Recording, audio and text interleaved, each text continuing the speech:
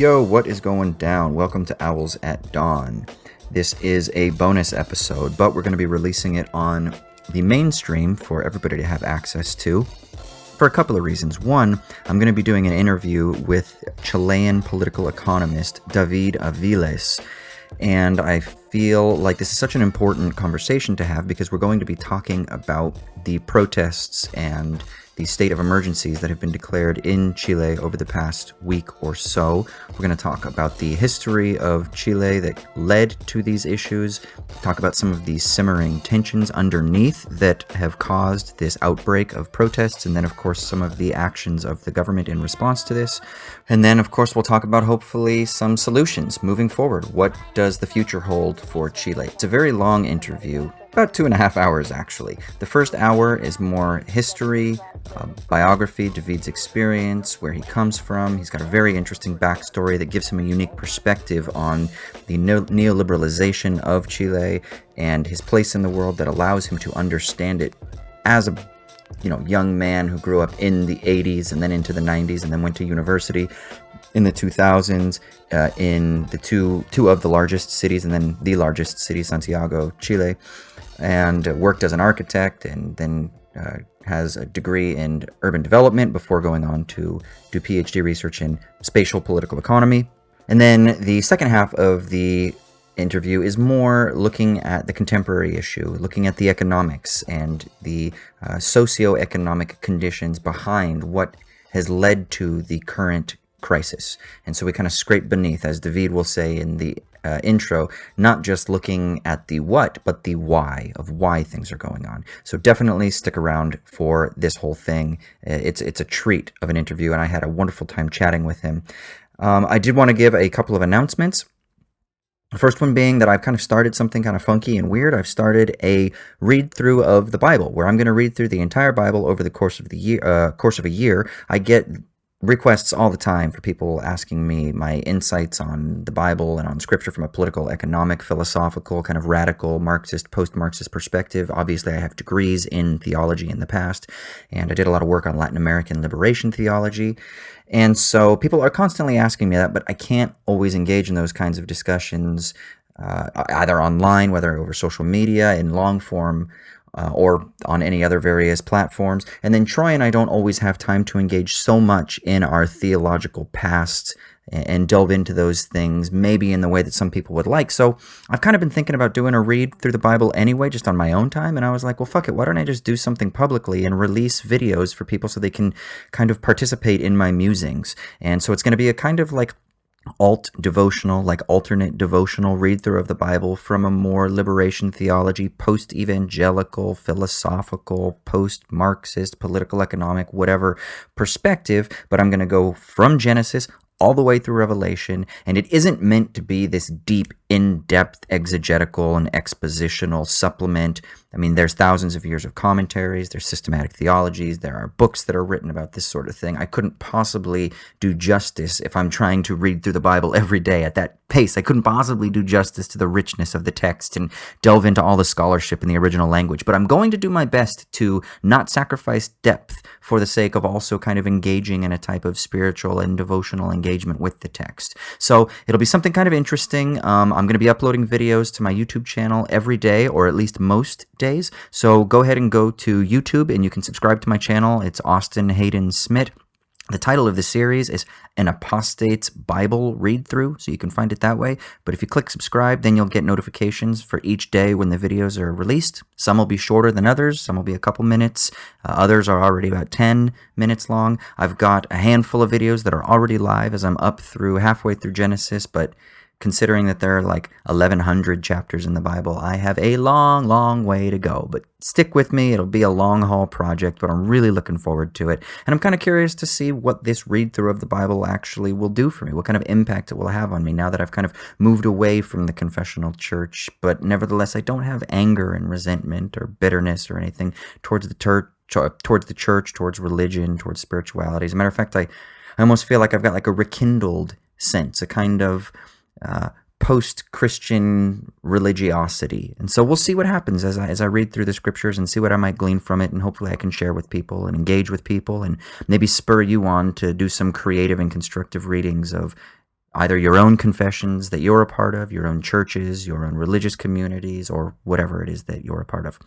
And then, of course, I do want to talk about our Patreon, which is where you can support us.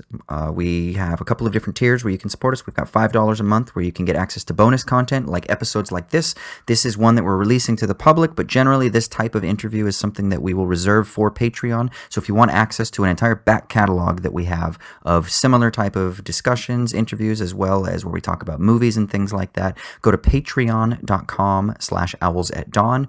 There's also a $2 tier where you can get access to what we're calling our Democracy Motherfuckers tier, which is when you can recommend an episode topic for us moving forward. And for heads up, next week's episode is going to be the last patron-led topic suggestion, which is on the philosophy of psychoanalysis. We are welcoming Isabel Millar to come on and chat with us. She is a Lacanian philosopher par excellence, so you are not going to want to miss that. So yeah, now let's stop my babbling and let's get into the conversation with David. Check, check. 1 2 1 2. 1 2 1 2. How you doing, Sydney? All right. So, as I have tweeted out, for people who know, people who don't know, this is a special episode. I have a colleague here at the University of Sydney, David Aviles, or yes. David Aviles. Okay. You say it, how do you say it? I say both because my father, when I was a child, he always called me David. Oh, did he? Maybe it's easy for him. Okay. He didn't speak any Spanish, English, sorry. But I don't know why. Maybe it's easy, like short and quick, and David, come here. David, yeah. He watched a lot of American television. Maybe. Yeah.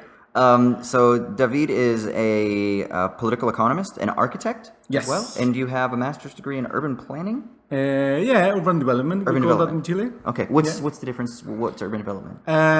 It's a political difference because at the time the Universidad Católica, which is the place where I did the masters, had a little controversy about the word that you have to put in the name of the masters between planning, a statist idea or Marxist idea, or develop, which is more neoliberal and more flexible to be used. That was one of the histories that one professor told us about the name of the masters. It's like a political economy of the name of the degree, even. Exactly. There's a political economy behind that, isn't there? Yeah. Wow. Yeah. Okay. Well, that's really fitting for what we're going to talk about. So this was a totally last-minute discussion, but actually, oddly enough, in our department, we have quite a few of Chileans here, a handful of you guys. And as soon as I heard about this unrest that was going on in Chile, I immediately thought about reaching out to David to say, hey, would you be interested in having a conversation about what's going on, to explain to people who, one, might not even know what's going on in Chile. I was talking with my students this morning when I was teaching a class, and this is a class on international economy and finance, right? And I said, do you know what's going on in Chile right now? And I just got blank stares. Okay. So I think a lot of people don't know what's going on. I mean, people that are tuned in on Twitter and that are politically engaged probably know, but the mainstream media is not really covering this. I think more now. More now. But the first few days, nothing. Yeah. Nothing. Yeah. And so I figured I would have David come on and tell us. I'm going to keep switching now. I just said David and David. Yeah. Okay. We'll switch back and forth. But I thought about having him come on, and he can kind of explain what's going on in Chile, and then give us like a deep dive, a personal biographical deep dive into the history of Chile, his involvement in Chile, his experience of the austerity measures that have been imposed in Chile. And then, of course, as a researcher and as a political economist, what does he have to say that might be more academic, more intellectual, more critical, that can help us to understand what's really going on? Does that sound good? Yeah, sounds good. Very good. All right, so let's start. Who are you? Where are you from? Tell us about yourself. I was born and raised in a small city, 2,000 inhabitants, in Rancagua, which is like an hour, a little bit more in the south of Santiago, main capital. I studied there and lived there until the 17 years old, and then I moved to Valparaíso Oh yeah. To make my degree in architecture. And then I went to Santiago, the capital city, to do my master's. And then I started to work in a research center in sustainable urban development. Okay. So I lived in Santiago for about 6 years, something like that. Or maybe 7, could be 7 or 8. Okay. And then I moved to Sydney to do my PhD. And I'm convinced that we are, or at least I am, a result of all the history that is coming with me. You know, like not just studying here, not just being an architect, which is I have some feelings like about being an architect.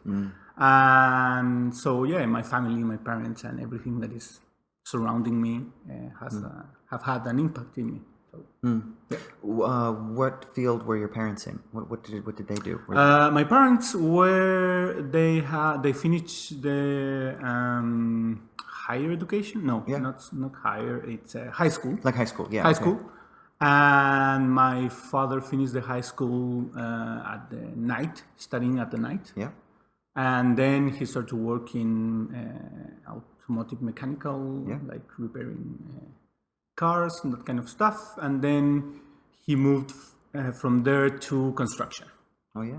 And my mother. What kind of construction was he? Houses. Okay. You know, refurbishment of houses, that kind of things. Okay. Small things. Yeah. My dad's a construction worker too. Okay. So, but he did more commercial buildings. Okay. But definitely. So cool. My mother, she finished the high school with like technical small degree in accounting. Okay. Yeah. She worked like maybe 3 years, something like that, or a bit more.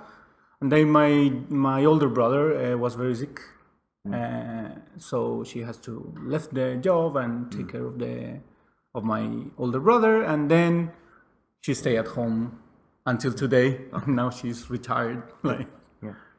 And they still live in that small town, or are they in Valparaiso? Yeah, or no, Valparaiso? the same city, Rancagua, the same place for the last maybe I'm 37, 36. So probably last 32 years. Yeah. Okay. In the same place, same house. Yeah. Trying to be a little more organized, the house. And that kind of stuff, So you say that you are a product of your family, of your upbringing. Mm-hmm. What was your childhood like? Because you grew up. I mean, you're born in the early 80s, right? Yeah, 84. You're born in 84, mm-hmm. And so then you grow up under, I guess, the emerging years of austerity and neoliberalization that have kind of firmly been rooted at that point in Chile, right? How long had they been instituted at that point? At that point, 10 years. Okay. So more or less. Yeah. So your childhood was basically a product of the neoliberal example of Chile. So what was your childhood like? Like what was? We were very. My family was very strict, and the idea to be isolated from the surroundings because we lived in a neighborhood with some families like involved in drugs. You know, like a little bit complicated neighborhood. Okay. There were a lot of neighborhoods that were working people. You know, like normal people, let's say. But there were another ones that were a little bit more complicated. Mm-hmm. So my parents always keep us inside the house, inside the backyard, the front yard in my case. Was it dangerous? Not. I don't know. Maybe for me, I was living there since always. Yeah. So for me, it was not dangerous. Okay. But I remember one time that we went to play out with another guys to play football, you know, soccer. Yeah. And I remember one time we went to a informal field in like maybe 3 blocks away from my house. And we went there like maybe 5 times. And the 5th time, one of the other guys took at the football ball. Oh no, a bully. Yes. What an asshole. And we had to run away to our house. And my mother, until today, remembers that. Like, and then you came crying because Did they get the football back? No. Oh. We lost the football. Yeah. So at the end, we were like, okay, we're never going to do that again. So we understood why. That's why you stayed in the front yard then forever. Exactly. Yeah. Okay. Yeah. So then you go off to study architecture, and then you do your master's degree. How did your eyes open up, let's say, about, because you worked as an architect, right? A little bit, yeah. With a friend. So how did your eyes open up from childhood, moving to Valparaiso, then going to Santiago, into kind of seeing more of a real urban cityscape? I've never been to Chile, but I imagine that Santiago is a big metropolis. Yeah. An ordinary city, as Jennifer Robinson Could be, might yeah. say. Yeah. That's inside thing. Book by Jennifer Robinson for people listening. But it's a big periphery center city or peripheral city, but it's still kind of a wing of the imperial and colonial Washington consensus. So it kind of probably is a very unique city. So what was your experience kind of going from your small town to these larger cities and then living in Santiago? There is one thing that always caught my attention. That's what this was that Rancagua was a mining city. Okay.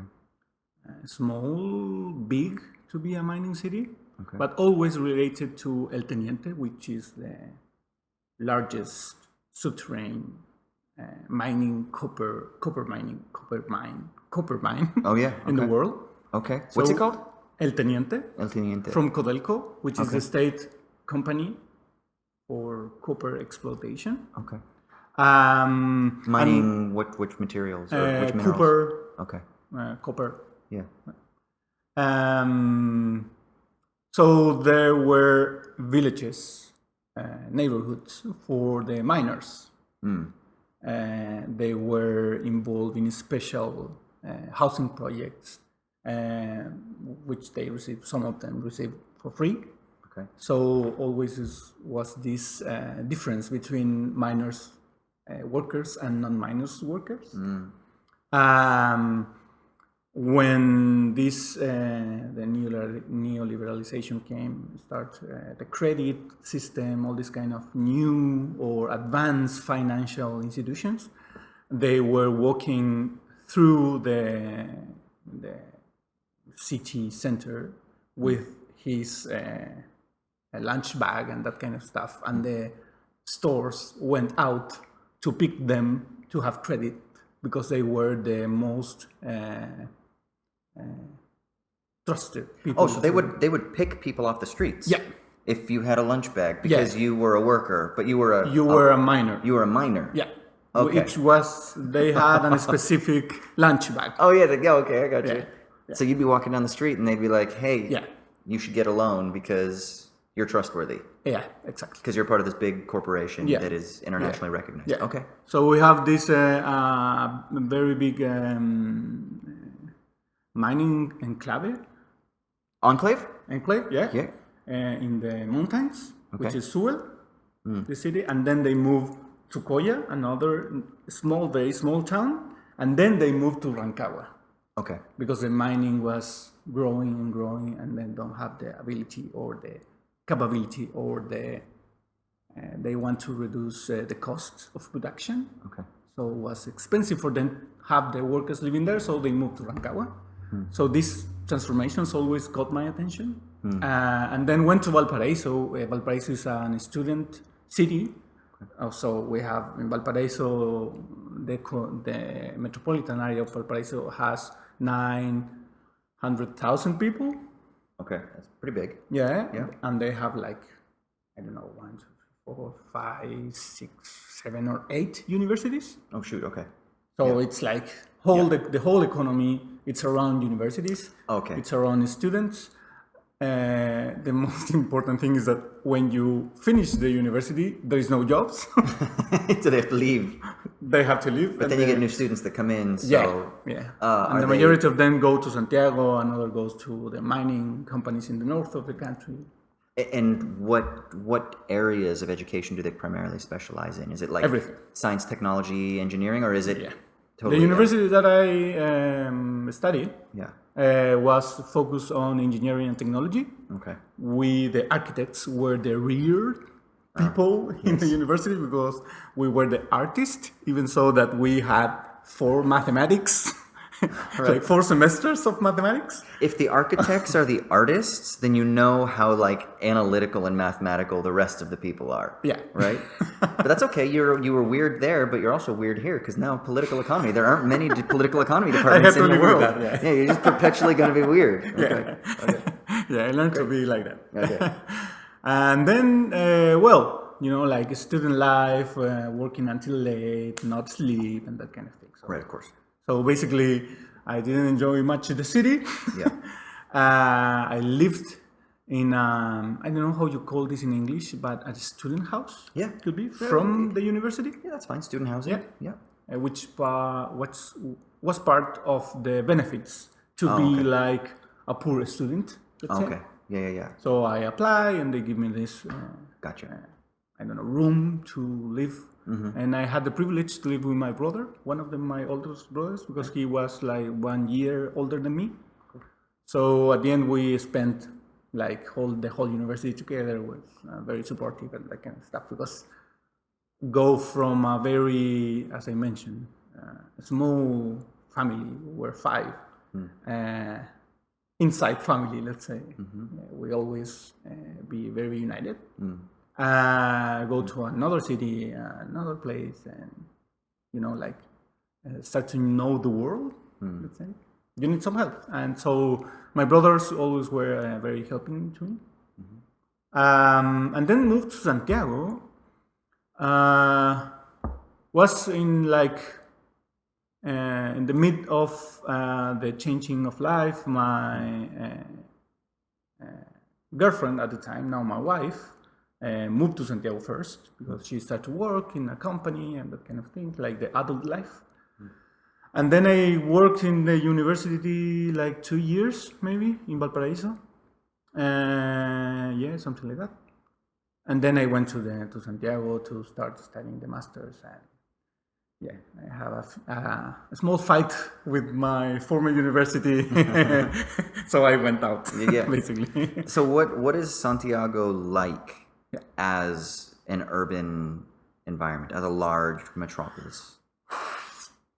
Okay, so Santiago has this, let's say, it's a mirror of the economic institution in Chile. Okay. So it's a very unequal city, segregated, especially. What segregated? How? What demographics would be segregated? What do you mean? Like poor, rich? Is it other ethnicities? It's mixed? Basically poor and rich people. You have the middle class in between. But basically now Santiago is a reflect of the policies that took place in the dictatorship because they moved poor people from the higher class neighborhood to the periphery of the city. Okay. So that create a sprawl of the city. And they move them, like you don't have to be in this neighborhood because you're not rich, basically.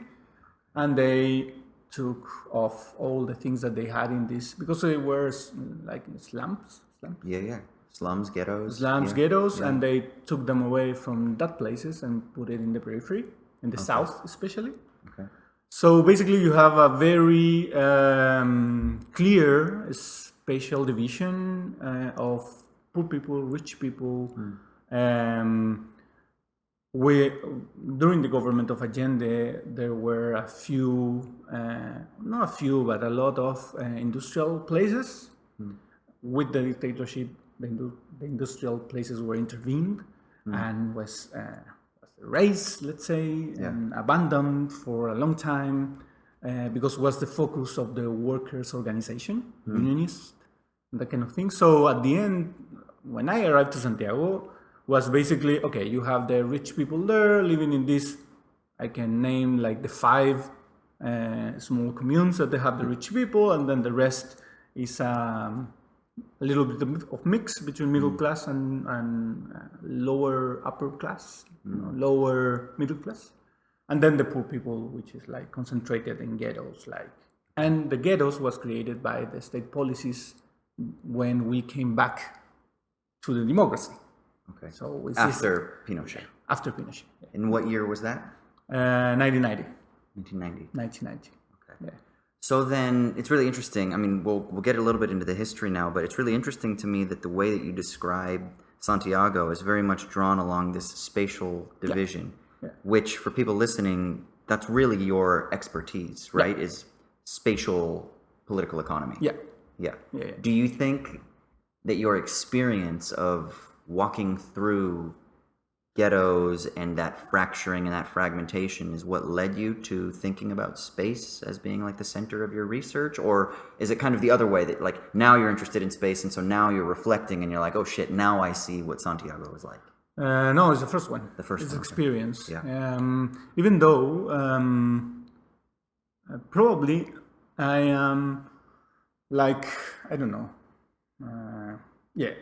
The question is, for me, always was why there are places that are so, I don't know, well organized. The question against the discipline, the architecture, is why the architecture does not take place in these other areas of the city.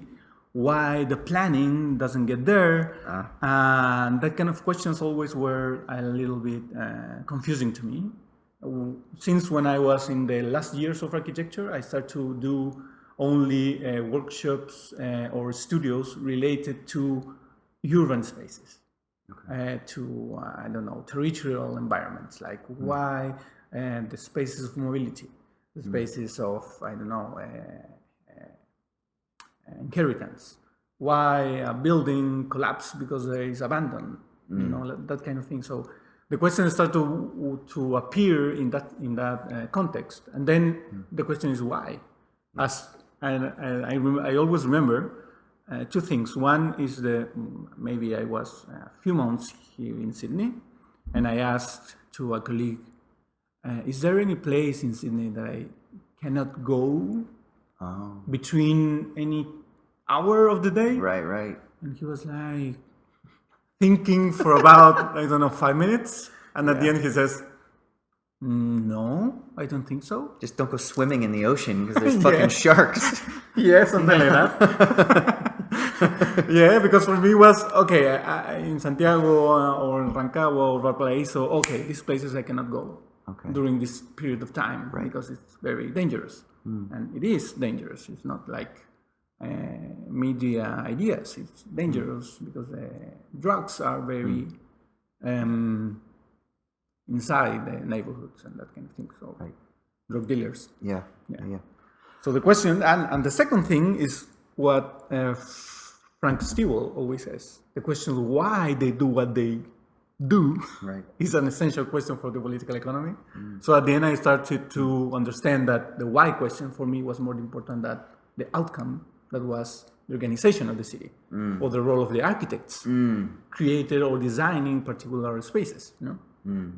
So your research now is primarily concerned with the why of the what. The what already exists, you experienced it, and now you're like, I want to understand why. This. Okay. So then this would be perfect transition. If you can give us, I am totally ignorant. I know the highlights. I know some names. I know about like CyberSyn, and I know about the CIA-backed coup, and I know about some cool shit, and then I know about like the fucked up shit, and then I know about kind of a little bit about how Chile has been held up as being the example of what neoliberalism can do to benefit an economy, how it can grow an economy and pull people out of poverty, quote unquote, right? Which is how Chile is generally held up, right? When Americans trot around the globe to sell neoliberalism, Chile is always like right there on their shoulder, like, see, look at what we did here, look at what we did here, right? So can you give us just a little history? Let's just say a little bit, like as quickly as you can, a little history of before Allende, Pinochet, and then let's say the reinstitution of democracy after 1990. Okay, so the history of the world. Yeah, I know. All in 5 minutes, please. Basically, before Allende, there was a process of. We have to think that in Chile we never had a constitution made in democracy. Okay. None of the constitutions. We had like 5 or 6 constitutions during our history as an independent country since 1810. Yeah, 1810. Okay. So one of the interesting things is that the last constitution before Allende or before Pinochet, because Pinochet changed the constitution, was in 1925. Okay. And we were going out from an oligarchic republic, basically, parliamentary system, but at the end was not so parliamentary, was a few people voting and electing the representatives. Okay. So it started a crisis between 25 and 32, 1925 and 32, there were like about 12 presidents. Oh, shit. Yeah. Wow, okay. Yeah. Even we had a socialist republic that lasts 12 days. Okay. Yeah. Hopefully that doesn't mean that like Bernie Sanders, if he gets elected, he's only going to last for 12 days in America. Hopefully that was... Okay. Something like that. Not good. No. So basically there is a bit of consensus in the academic field that I am more familiar with, that there was a disconnection between the political elite and the social concerns and how they understand or understood the reality of the country, basically. So since 25, probably a little bit earlier, until 38, when the things came to a relative calm situation, there were a dispute between a few persons that were fighting for the power. One of the representatives from the traditional oligarchy, Alessandri, and another, the new, like, middle class representative, Ibanez, which was a general. So basically, a lot of struggle between that time. Then came like around 4 or 5 presidents, which they last in their position the duration that the constitution was establishing. Okay. So like 4 years, something like that. The full term. Yeah, the full term. Full term, yeah. So then we arrive, and there were a few changes that go against the capitalist model of production, let's say. The most important was the land reform, which started with Frei Montalva, which was the president before Allende. Okay. Land reform, like giving small portions of land to small farmers. Okay. So, we have the traditional big farms from the oligarchs. Right. So they took... Expropriation. Yeah, expropriation. So expropriating the expropriators. Yeah, exactly. Yeah. Okay. And that was within, let's say, to use the words of the traditional elite in Chile, within the constitution system, Then Allende arrived to the government with the 1/3 of the voters. So yeah, it doesn't matter. Okay, so at that time, the parliament, if there was not a majority in the election, the parliament decided who was the president. Okay. Usually, they elect the most voted candidate. Right. But was a little bit of negotiation, okay, we can elect you, but we have the second one, we can elect the second one. So at the end was a little bit fight between the state powers, like the legislative and the executive of the... Makes sense. Yeah. Okay. So that creates tension, and Allende got to the power basically through the elections. And then he started a process of change the production system, go against the traditional capitalists, the traditional groups. So that created an environment of tension. Who are the most powerful groups at this time? Is it mining, telecommunications? Is it agriculture and produce? What sectors is he kind of like fighting? Mining, basically mining was in hands of American companies. Oh, okay, that's what I was wondering. Okay. Yeah. And agricultural, traditional oligarch groups or traditional landowners. Yeah. That were the most important. So you have two big changes. One is the land reform that start with Frey. Frey was a social democrat president, Democracia Cristiana. Yeah. They received a lot of funds from the United States, to create a party, middle class party. Okay. And the second big reform was the copper nationalization. Okay. Which start with Frey as well. But Allende moved the thing forward. So he took the 100% of the industries, nationalized. Totally nationalized. Yeah. Are you an export-driven country reliant on copper and minerals primarily? And agricultural. And agriculture. Yeah. Okay. Yeah. So that was maybe the two most important reforms against the traditional capitalist groups. Do you know what happens in terms of like national income, in terms of balance sheets at this point? Once you nationalize these industries, how does that affect the economy? Yeah, there are a few research about it that I have read, and they show that probably within the period of Allende, we had the most, let's say, biggest democracy. The best advances in distribution of the income in the country, because when the Pinochet took the power, they burned everything, basically reprivatize, rip everything up, and burn the papers. I mean, literally, burning the papers, the contracts, the documents of the government. You know that the first, the official act or minute of the independence from Chile was in the La Moneda, the government palace, where Allende was. Yeah. And one of the secretary took the original independence paper. She went with the paper under their arm, and a soldier took her. And what is this? It's a constitution from the independence, and like the original from 1810. They burned it. Wow. After that, because she told the testimony, because she was alive, to tell the history. Yeah. So basically, at the end, the thing was that when in Allende there were a few. Allende was a very particular character. He was. Some people says that the most human face of Allende.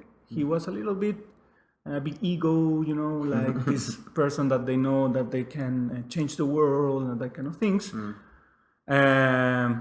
But he always fought for the democracy, we're not going to take the arms, we're not going to fight as the traditional communist,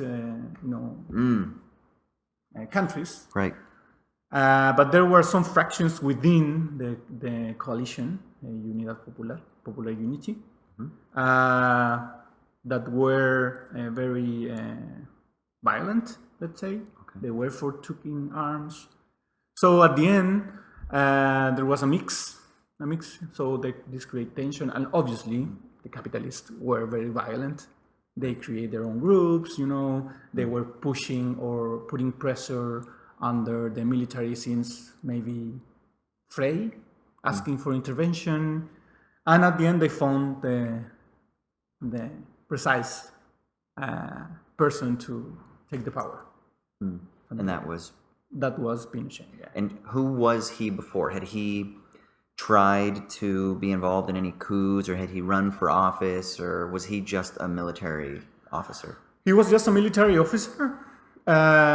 He was very well described as very with integrity, let's say, to the constitutional order. Okay. He was maybe some. I was reading a little bit of the new biography that went out from a Spanish author, Moraes, I think is the surname, and that was released this year. Okay. A very well done work, like an historian. Historian? Yeah. Yeah, historian. Yeah. So, it's a really comprehensive work. It's very big, very detailed. He consulted the classified papers from CIA. He went to the Franco Museum or organization in Spain to look for letters between Pinochet and Franco before the... from 50s probably? Yeah, before the coup. Yeah. So at the end, it's a very good work. Okay. So he says that Pinochet was a very trusting people, like all the generals that named him. There's a lot of picture with Allende, from Pinochet with Allende. Oh, wow. Having so if you want to understand a little bit about Pinochet and the type of company that he keeps, we can also say that he's like friends with Franco. Yeah. Okay. Yeah. So for a small period of time, he went playing two roles. Friend of the president, and on the other side, thinking how we can overcome this chaos, let's say, in the world of the traditional capitalism. Okay, so then let's talk about when Pinochet gets into power. So it's a CIA-backed coup.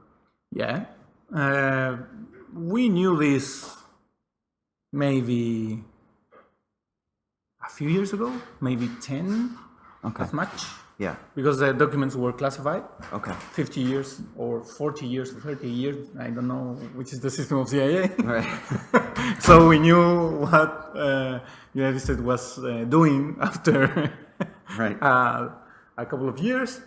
But always was this idea that it can be possible to create this environment of chaos, to create these conditions for the military to take the power without help. Okay, so they're trying to create social unrest. They're trying to create chaos because they think that if they can create enough crisis, then that will just lead to the overthrow or a re-election or something. So they didn't think that they necessarily had to go in with military force at first. Yeah. There is one thing that always Pinochet said, that because he at the end became the enemy of the politicians, Okay. Like, I am military, I know how to do, I have to defend my country. Yeah. And the politicians are the enemy. So he always says, the problem was that the politicians want the power, want the power. Right. So the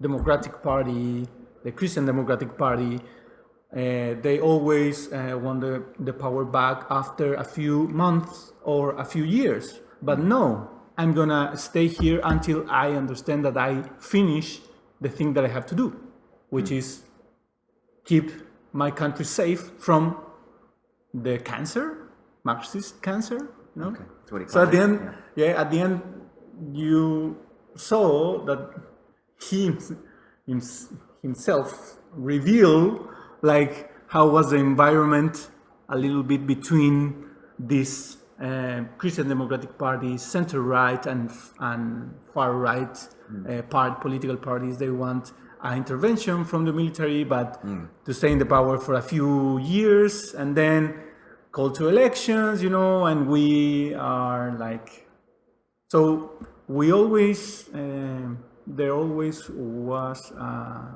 suspicious about the role of the parties, center right, from center right to the far right, how they could create this environment for chaos, and in parallel of that, since the 50s, the School of Chicago started this exchange of students between the Faculty of Economics in the Universidad Católica to the School of Chicago, Yeah, that's really interesting. So there is basically this sort of steady stream of influence that comes from Chicago-trained economists, monetarists, neoliberal theorists that basically funnel straight down into positions of power in Chile, in the institutions, in government, as economic advisors, etc. Right?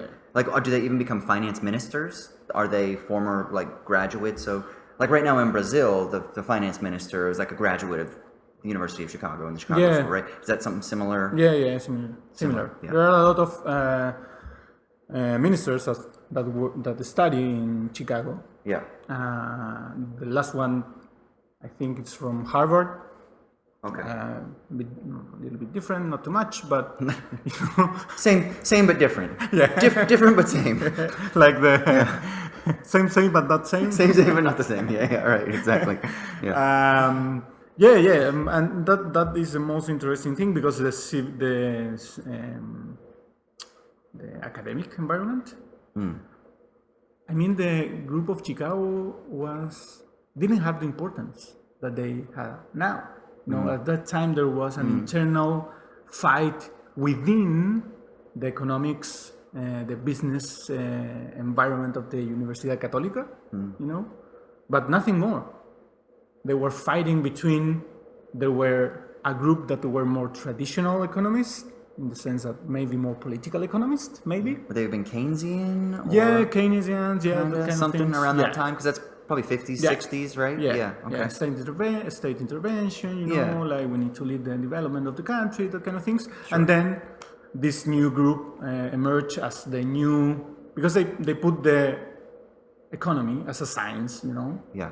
As a science, we have to get the knowledge to the economy through science, and this is the way to do it. Neoclassical economics, basically.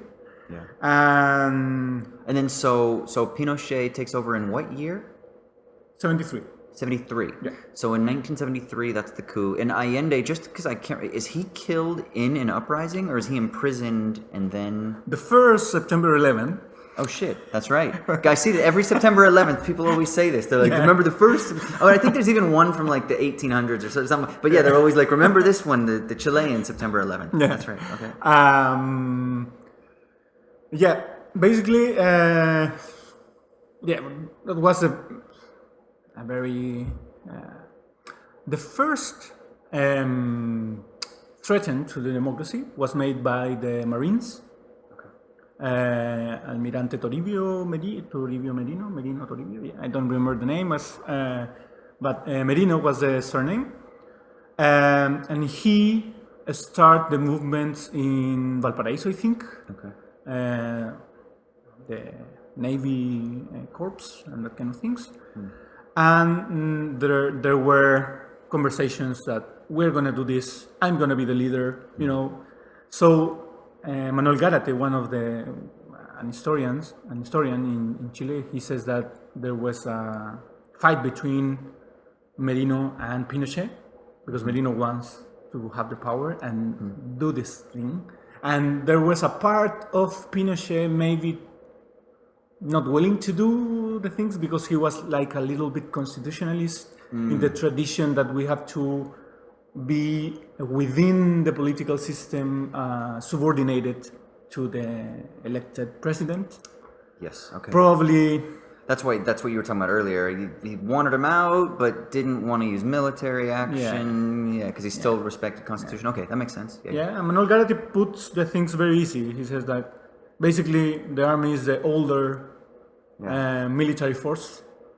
So Pinochet was like, I'm not gonna let the Marines take the power without the army. Okay. So at the end they act.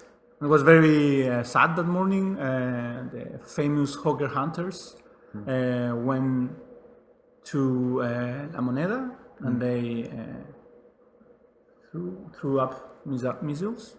Yeah, measles? Missiles, yeah. And basically attacked and Allende was in there. he refused to leave. And then they start to cut the communication, radio, television, everything. And there was only one radio that delivered the famous last speech of Allende. I trust in the people. I trust in the Chile's destiny. They're not gonna be able to silence the voice of the people. So I hope, like in the future, near future, the streets will be open when the free men can walk again and fight for their rights. It's very emotional. I'm tearing up right now. My eyes are all red. That's very emotional. Yeah. And it's you can find it in YouTube. It's very very emotive or emotional discourse. Wow. And they took the power, and Pinochet basically was like, put them in a plane, took them, put them in a plane, live in the country, and when the plane is in the air, accident happens. Oh. Basically, that was the plan. So that's the last time anyone hears of him. Yeah, and that was this conversation was between Pinochet and the military that were taking over the Moneda, La Moneda, the President's Palace. Put him on a plane, and when he's in the air, accident happened. So we need to kill the dog in order to finish the shit. Okay. Yeah. So at the end, Allende started to say to the people that leave the palace. And he said to the people, I'm going to be outside in a few more minutes. He went into his office and he killed himself. Oh, he did? Okay. Yeah, with a gun that was a gift from Fidel Castro in the visit to Chile. Okay. So it was very symbolic because he, in this last discourse, he says, I will pay with my life the loyalty of the people. So, yeah, that was the last discourse that we had from Allende, and the last pictures are an Allende with, and he never called to the people to fight against the military. There were a lot of advisors telling that he has to call for the people to arm themselves and go fight. Because this is a war against, the military or the capitalists, and he said always no. Was it because he didn't want to put the average person in harm's way? Yeah, I think so. Because he knew that thousands of people would die. Yeah, I know. My thinking is that probably he always knew that if he do something like that, it's going to be a massacre, bigger than we had. Yeah. There are, always it's difficult to put numbers into these kind of processes. Yeah. Because all the information was burnt, basically. Or hidden, or suppressed. Yeah, so that was the last episode of Allende. Then started the persecution of all communist party leaders and militant of the leftist parties with lists. Started appear the concentration camps. Yeah. The National Stadium became one of the most symbolic. It was a camp? They put people in the National Stadium? Yeah. Wow, okay. Yeah. And if you go there now, there is a section of the stands where people sit, and they create a memorial because of that time, Wow. Yeah. Okay. So then Pinochet comes to power in 1973. How long is he in power? 17 years. Okay, and he's in power the whole time. It's not like him and then somebody else. So he's 17 years until. Yeah. The four military members of there were only two that stayed in power for the whole period: Pinochet and Merino. Okay. The Navy guy. Yeah. So he was waiting if something happened, Yeah. Here. Okay. And the Air Force leader changed once. and then the police leader changed as well. Okay. Yeah, there were 4. But it's pretty homogenous. Same. Yeah. So this is the introduction of privatization, neoliberalization. Chile becomes the sort of, what do you call it? Like Miracle. yeah, well, that's the Chilean miracle, right? Yeah, the Chilean miracle. Yeah. Okay. So then, what's the Chilean miracle? So basically, it was this historian Garate says that the most important thing was that they didn't know what to do. So we have the power. We are not experts. Like at that time, within the Chilean political elite, there was already this idea of technocrats. So we need to go all these intellectuals to help us to develop since 1928, 29. So this idea was very crucial for them because they didn't know how to do it. We need to recover or rebuild the country. How do we do this? And at the end, Merino was very familiar with some ideas that were developed inside the Universidad Católica. There is a broken link how he get to know these ideas. Okay. Nobody has. Maybe in this book of the last book of the biography of Pinochet is there, but I don't know. But there is a broken link how he get to know these ideas, and in the end, the discussion was, okay, we are going to do a state-led transformation or like private Market-led transformation. Market transformation there. Yeah. At the end, we won the market idea. Yeah. And they asked for these people within the Universidad Católica to prepare an economic plan for the country to be implemented. Okay. In parallel, start this redesign of the constitution with there are like 2 big groups. One is the economic group, Chicago Boys, the famous group, and the other one is the constitutionalist group, which is the Ortúzar Commission. We have a Chilean studying that here in Sydney Uni, Mauricio Gilpatay, if you want to know. And in parallel, they were working with the economic plan, which was called El Ladrillo, the brick, because it was a very big book of economic reforms. Okay. And they call it the brick. And in the other side, the constitution start to create this very sealed idea of how the society needs to be in order to be a Chilean society. So they start to discuss things like what is to be a Chilean. So cultural stuff. Okay. Straight away. Yeah. So what do we do when somebody came here and says, I'm not Chilean because of this or that? Basically they invented a very good seal constitution, unbreakable constitution, basically. Okay.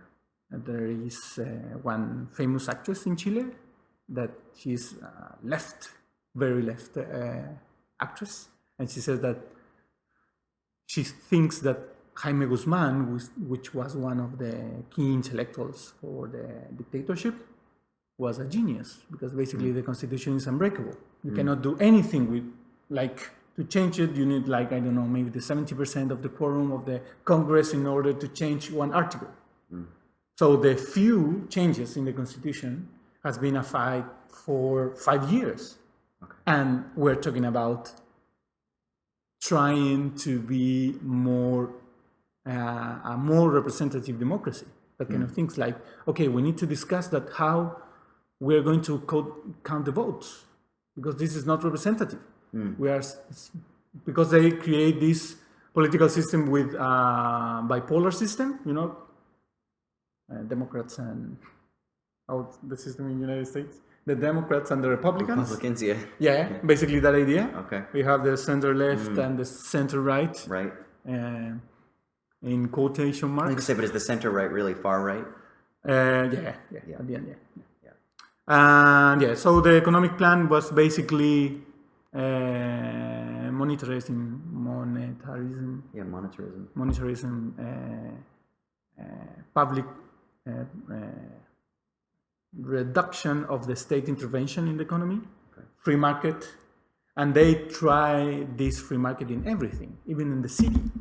So it was the only time that they declared that the land was not a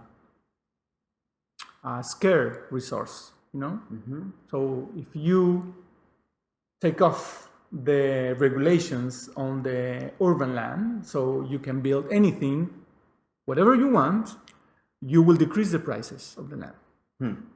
That didn't happen. So a few years later, they understood, okay, we need to put regulations again into the land, into the urban configuration, because the prices are higher, Right. We have to deal with this. Okay. So there are a few authors like French Davis, which is a leftist neoclassical economist. He says that there is a few periods, like the first period is when this economic free market, full neoliberal plan was placed until the crisis, the 80s crisis in Latin America, Latin American crisis, which impacted very heavily in the country. So how is Chile affected by the Latin American crisis? A lot. Unemployment, banking system crisis. Okay. There were a lot of regional banking systems that were broken, basically. And are they bailed out by the IMF and by other organizations in similar ways as like other countries? Do they kind of renege on loans? Like what is their response in this situation right here? Basically the state start to pay the debt of these small banks, regional banks. Oh, they bail them out? Like they bail out the banks? Is that what you mean?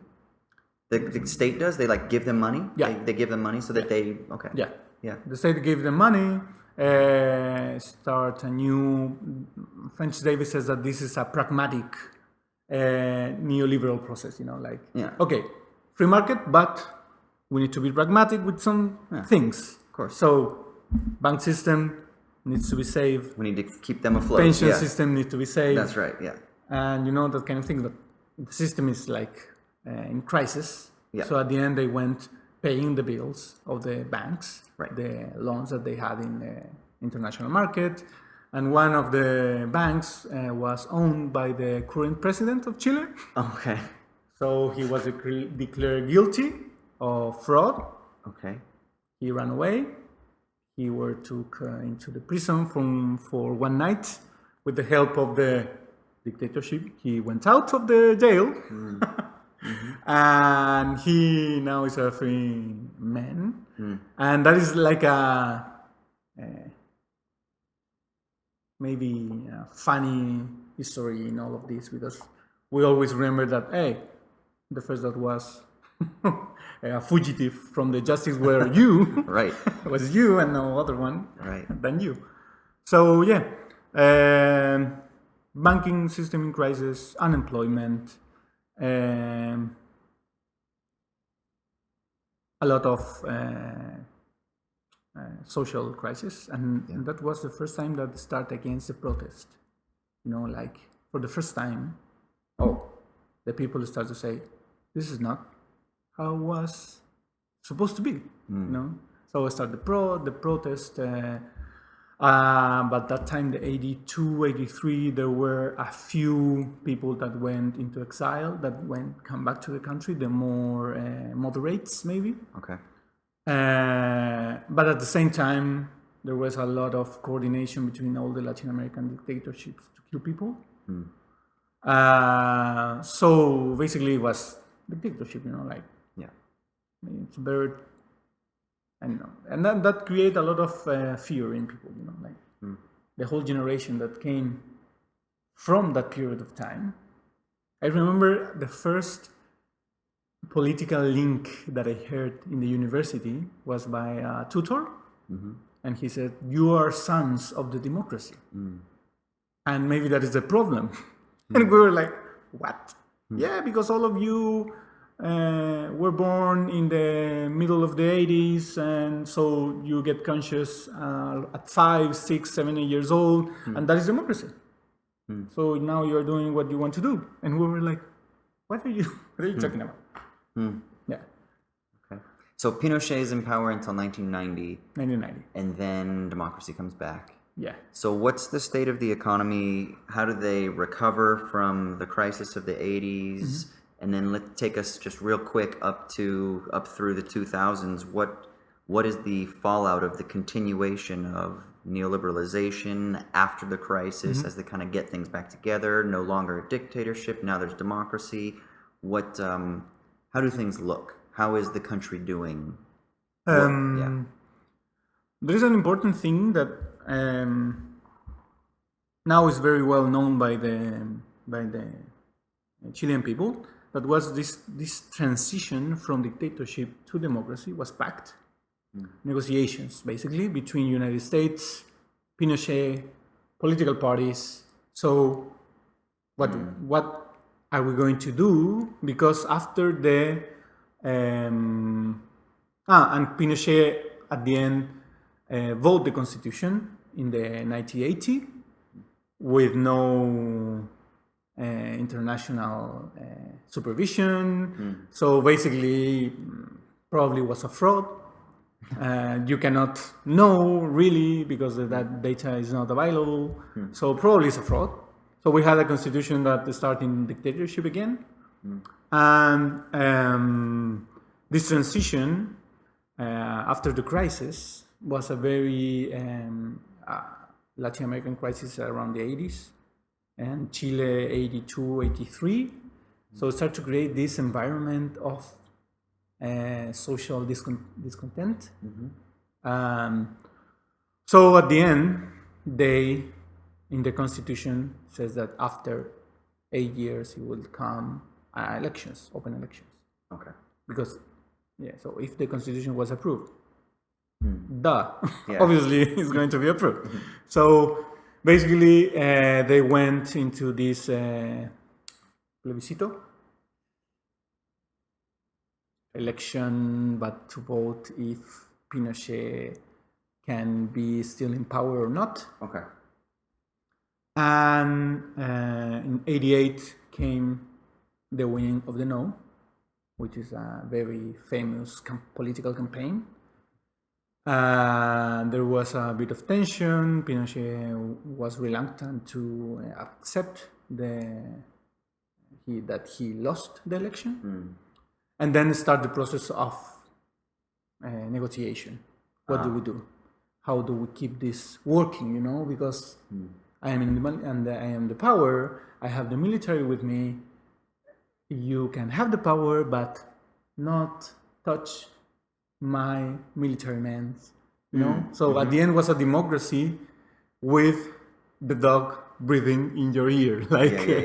Now, why is he worried about this? Is this just because of self-preservation, or does he have the international community behind him saying, we're behind you, don't give up power so easily because we need to make sure that we can maintain our control over things? Is that going on? Or? Yeah, probably the consensus is that probably United States says we cannot longer accept the human rights violation. Okay.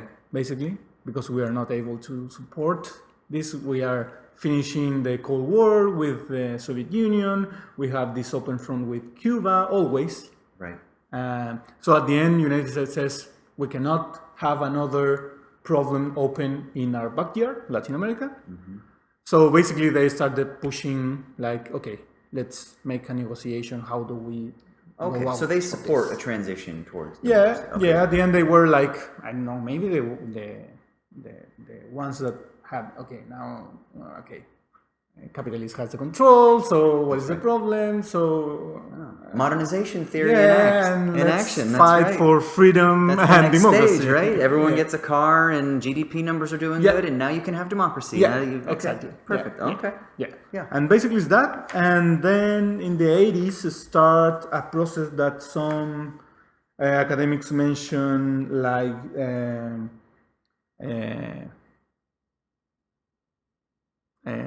measures to secure the dictatorship rule, because at the end you have democracy because you vote, but you have the economic system, the political system, the constitution, even some cultural values attached to the dictatorship. So they said that we have around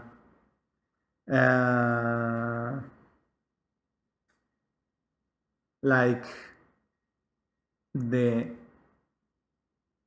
100 or maybe more, 150 laws to keep the control, like they start to process in between these 2 years, they start to process laws because was less the sign of Pinochet. Right. So they start to create like, okay, we need to give this, we need to give this, we need to give this, we need to, like. Right. So when the democracy came, we have the first elected president, Patricio Elwin, which in the beginning of the dictatorship, he supported the dictatorship because there was a constitutional disorder in the country. We need to support stability and that kind of thing. So he won the elections by a lot of votes, but there is an important information that always the right or center right in Chile has had the same amount of votes since the first election in 1990s. So that has always been constant.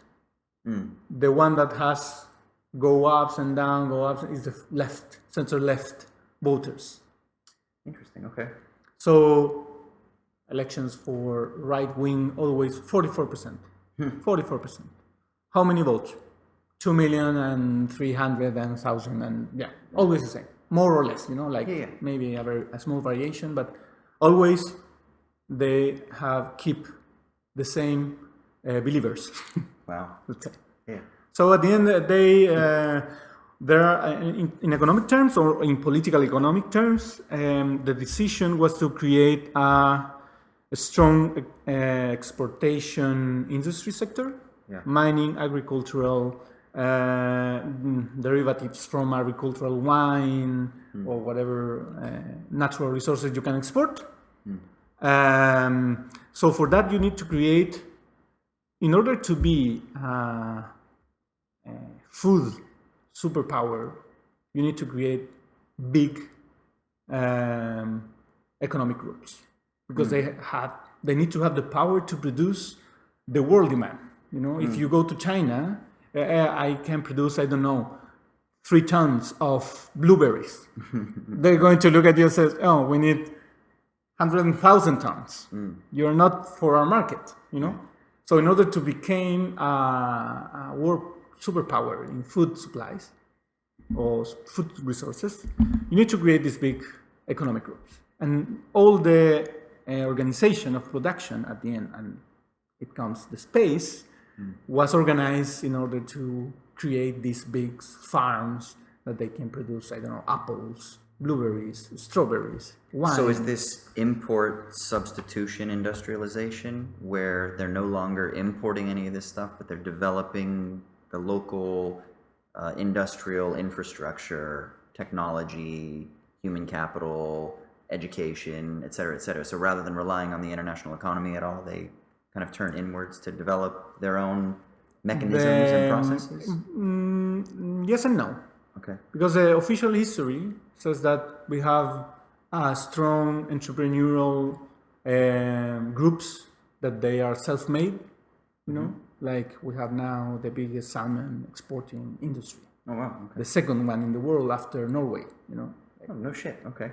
So we are I don't know if you, when I was in Italy, we had a conversation with a restaurant owner, and he says, oh, no, you have Italian wine first, French wine second, and then third, Chilean wine in quality. Like Argentinians are doing good, and they have a lot of marketing because of the tango, like this right. Yeah. beautiful idea to have a wine with tango. Beautiful people doing this sexy dance. Exactly. Yes, of course. But you Chileans do better, but you don't have marketing.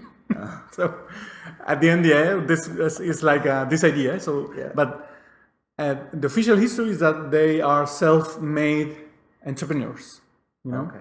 But if you look at the data around Corfo, which is a development corporation that started in 1939 and is living until today, is probably one of the few institutions within the state that was not killed during the dictatorship, because they continue supporting the industry, but specific groups doing specific things and trying to build this export-led development, but with natural resources at the end. So salmon industry, wine industry is like natural resources. And with the democracy, the concertación, which was the first 4 governments, center-left governments after the dictatorship, continue with this model, with privatizations. In Chile, we have almost everything privatized. The education system. You have public education, but at the end, they don't put the money that is needed. So they kill from the inside the public education. So at the end, the people say, oh, why I'm going to go to a public school? Look at them. The lack of good infrastructure, lack of teachers, kind of stuff. So privatize education, giving money in equal conditions to public school and private school from the state. You have pension or retirement funds privatized as well. Individual, like here in Australia, but without the unions. So the unionization was killed during the dictatorship, but always there is a pattern that never changed. And when did change was when Allende was in power. The incorporation of the unions into the political life of the country. Okay. So from 1925, with this new constitution, there were never a real attempt to be an inclusive democracy. Always was an exclusionary democracy. Okay, we're going to do this and do that, but we're not going to allow that the unions came inside the political discussion, and the economic issues of the country. So the proof is that when they create this development corporation that took the role of the ISI strategy, Corfo, the only representative from the unions was one person against 15 directors of different companies, different industry sectors, and the government and the banks, one representative from the workers. So at the end, when the democracy came back, that never changed as well. So at the end, you have an exclusionary democracy, you have a bipolar partidism, political parties, center-left and center-right. The Communist Party was basically destroyed. So you never had a real change in the system. And probably there are a lot of authors that says that within the concertación period, which is like 20 years, after democracy, they were making the system more perfect for the rich people, for the big economic groups. Like the reforms that we made were like schematic or like, I don't know, few changes that never changed the reality. At the end, what they did was continue the privatization. As I was mentioning, education, health, privatized. Basically, for instance, now there is a crisis of beds in hospitals, and the state created a system where private hospitals can receive public patients. Yeah. And the state pay them. Oh, the state. The state pay the public institution or clinic to give Which them. is the perfect conditions for corruption, because then you just have the private hospitals that are making it so that they have to get these publicly funded patients to come in, and then they just start getting taxpayers' money so that they can fund their shareholders' pockets or whatever. Yeah. And at the end, you have like a very, very well organized entrepreneurial health system, because the medical doctors are the owners of these private insurance companies. They are the owners of the private hospitals, and they are the owners of the private infrastructure to take the exams and this kind of things. So at the end, you have like, okay, we create a new economic group, health-related industry. You have these big agricultural related groups. You have these industrialist groups, but at the end is natural resources based products. Right.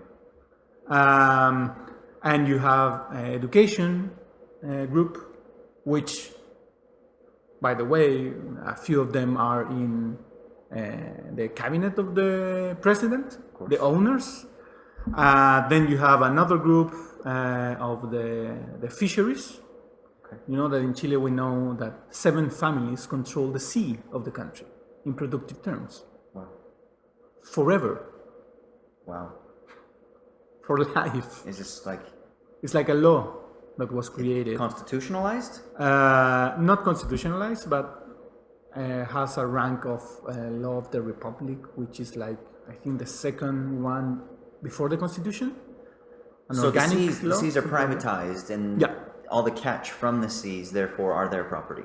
Yeah. So what happens if somebody else fishes in those areas? Yeah, small amount. Small amounts. Okay. Small amount. But like other commercial interests. Yeah, like the big corporations for cut the fish, they cannot do it. Wow. If you have a small boat, you have to have a permission, and you are cataloged as an artisan fisher. Artisan fisherman. Yeah. And you have like a quota, like you can get this amount and no more. Wow. Yeah. Okay. Yeah. And the biggest one, which are used to produce, food for the pets, food for the agro-industrial companies. Yeah. They have the rest of the sea for them. The fisheries for salmon, that are like in crisis since 2005 until now. I just want to say this is crazy too, because it's not like, I mean, there are some, I think both of us obviously would be critical of the capitalist mode of production, but there are some elements where you're kind of like, well, I get it. Tech companies, they do have the know-how, and they know how to design the materials and blah, blah, blah, blah, blah. These fish are just fucking swimming there. Yeah. It's not like they're putting the fish and then like manufacturing the fish and then fishing the fish.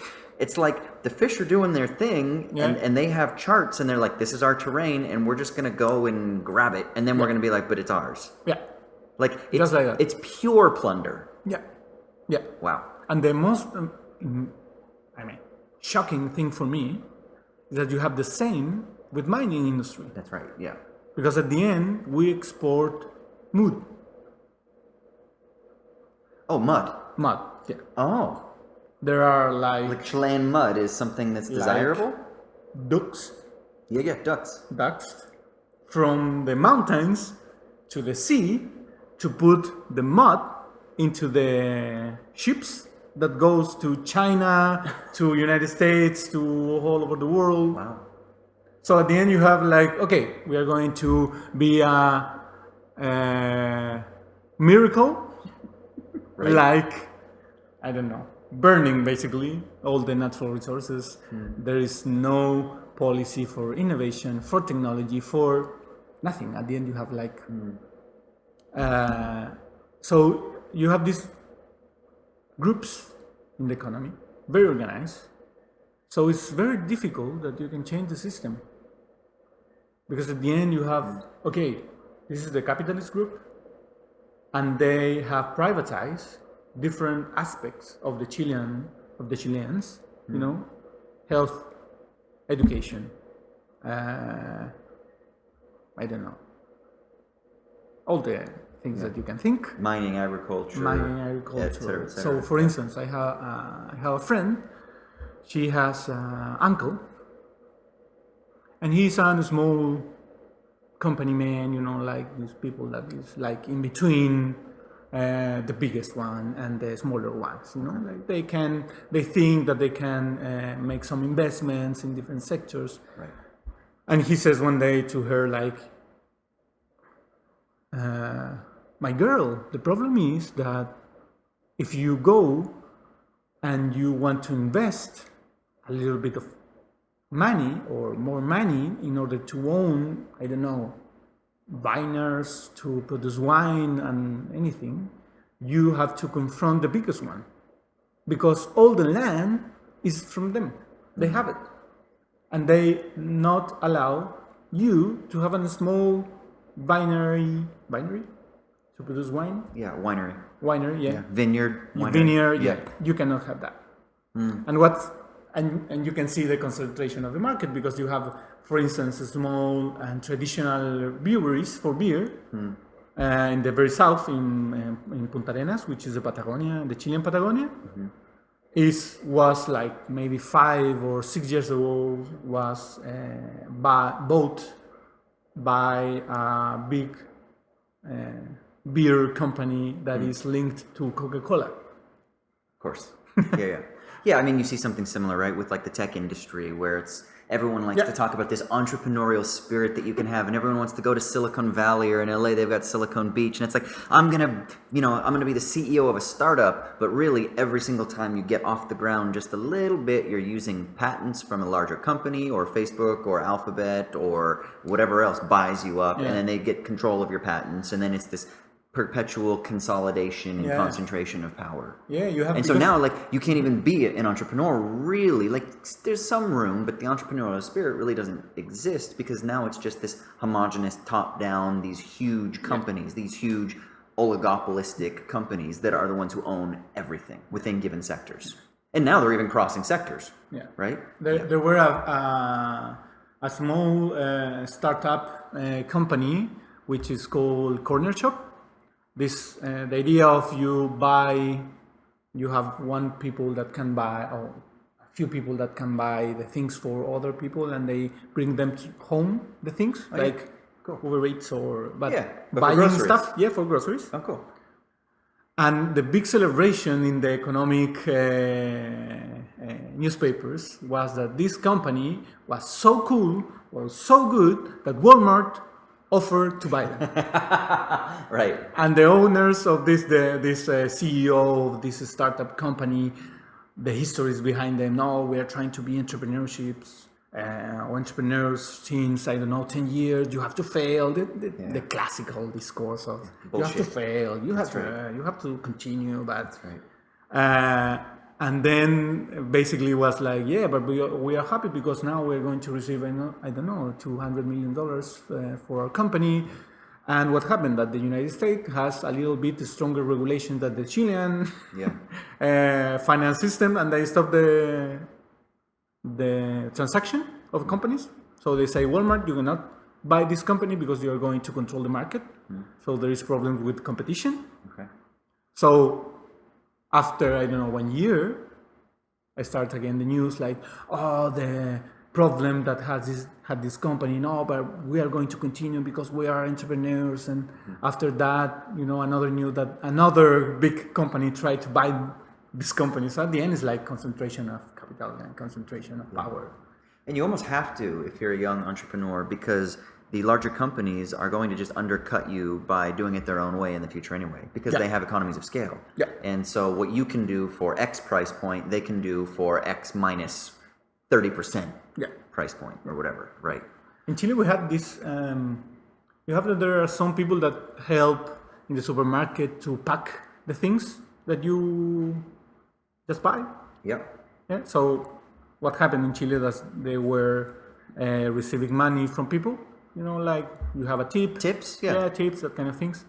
And then started to appear outsourcing companies offering the service to the supermarkets because the workers' law start to be more, like, hey, this is work. You have to have a contract with these people that is working with you. You need to have, insurances and that kind of things. Yeah. So new markets appear. Outsourcing of people who pack groceries in the supermarket. So one of the things that needs to be considered here, I think, is it's the encroachment of law, the encroachment of contractualization into something that was an informal relationship. Yeah. But they're basically saying, no, that can't be allowed anymore. That act of exchange or reciprocity that was extra, that was outside the market, no, we have to enclose that and we have to incorporate that and we have to privatize that. So now you can't do that anymore. Now everything needs to be contractualized. It has to be contained within the legal framework. Yeah. That's what I like. A little bit of theory related to the state theory of Jessup, when he speaks about the difference between the capitalist state and state in capitalist societies, when he says states in capitalist societies are related to the functional adequacy of the state. That means that the state is adapt his branches in order to create these different aspects of accumulation. And the capitalist state is more obscure, the relations of power, like, Australian mates, but like here you don't know what is happening in the political world, like straight away, like who has the connection with who, because you have like a parliament system and they elect between them, and which is good for the system maybe, but you don't know how. You have when I arrived, I started to look like the regulations for the universities, and it's very like borough law, which it's like formal or formal adequacy. So at the end, the state is organized from the bourgeois organization. So I like to say like it's like more a natural process. In our societies, we have an imposed process. So at the end, the state needs to have an adequation of the functionalities in order to be adaptable. Because there are new ways of accumulation. You're seeing that, like, oh, we can control these people. Okay, I'm gonna offer you, like. So at the end, there is a negotiation, more explicit negotiation, maybe. So that nexus between the state and capital is more explicit? More explicit. Yeah. Interesting. Okay, so let's talk about what's going on now. Okay. So recently the government proposed hikes in train fares? Yeah. So they proposed hikes in train fares. Now this was a nationalized rail system? No. Okay. No. So then how is the state proposing this? Is this again that capital-state nexus thing? Or how does...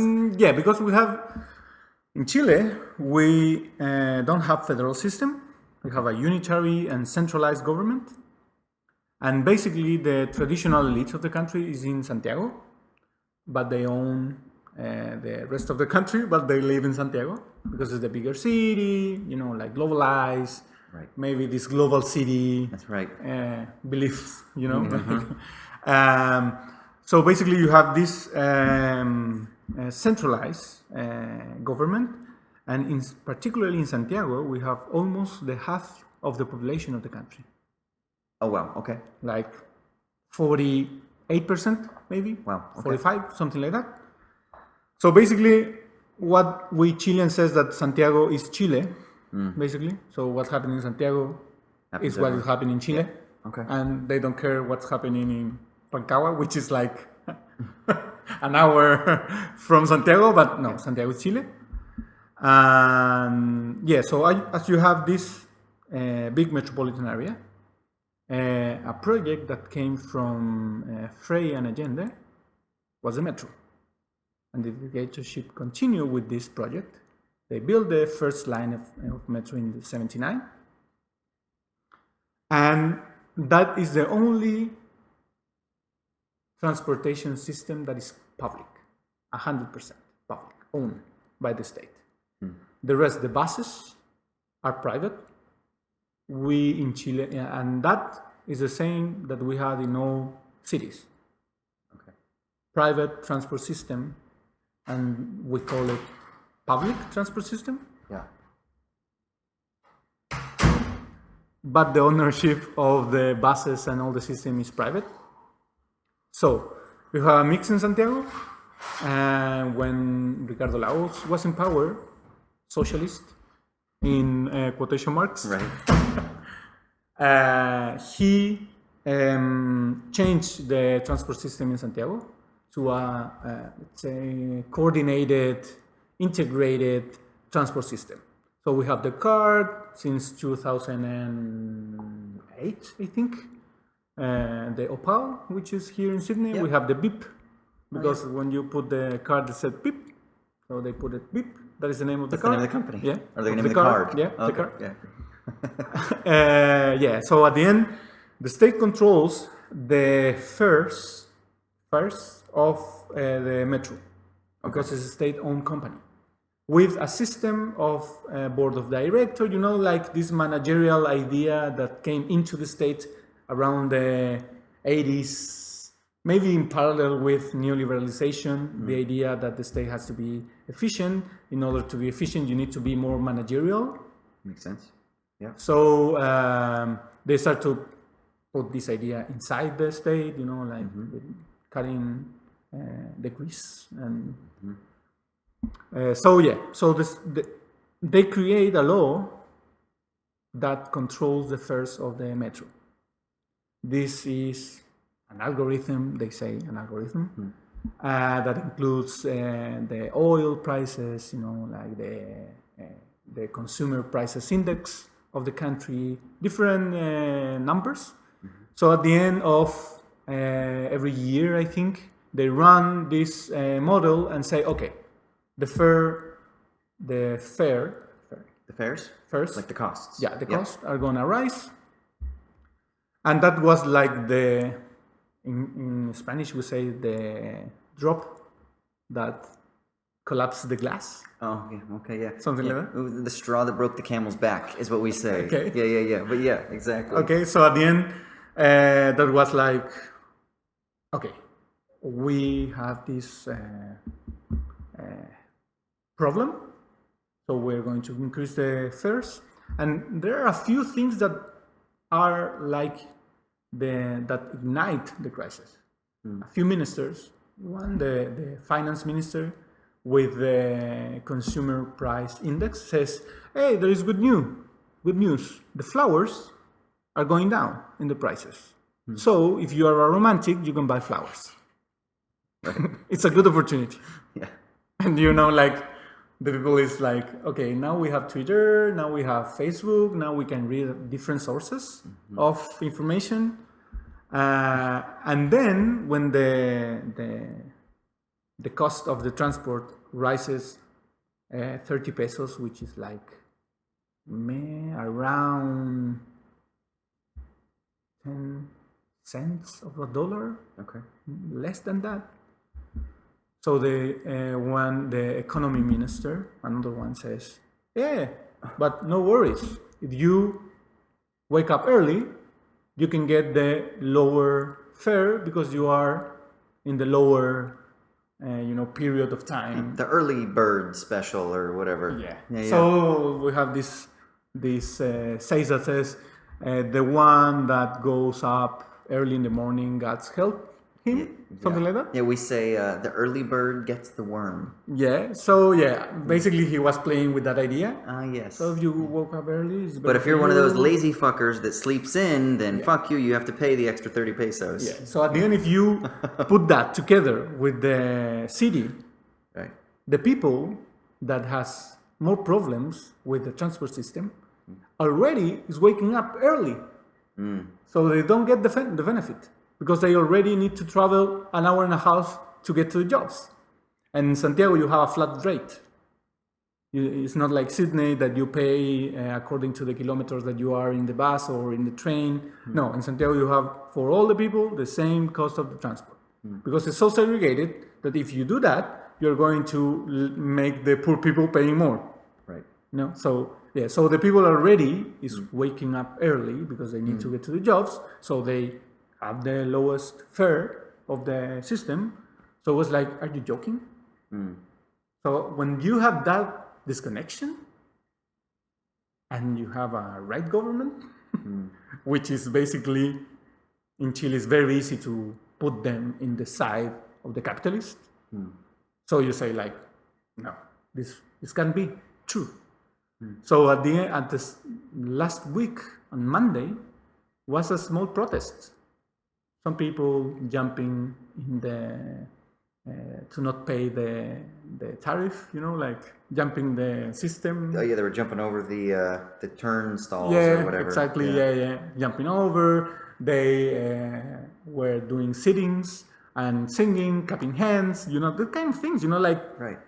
And there were a few experts in quotation marks. Hey guys, nobody cares about you. You are making okay, this is funny, but it's enough. The people is, they need to get to work. So please don't make them. Yeah, don't be bother them. inconveniencing other people. Yeah. This is cause of order. And then start to escalate. And in 1 week. So in Monday, you have this singing protest, very pacific. And in Friday, you have a state of emergency. So it was like flames, So what lit the spark? I mean, not what lit the spark. Why did the spark catch fire?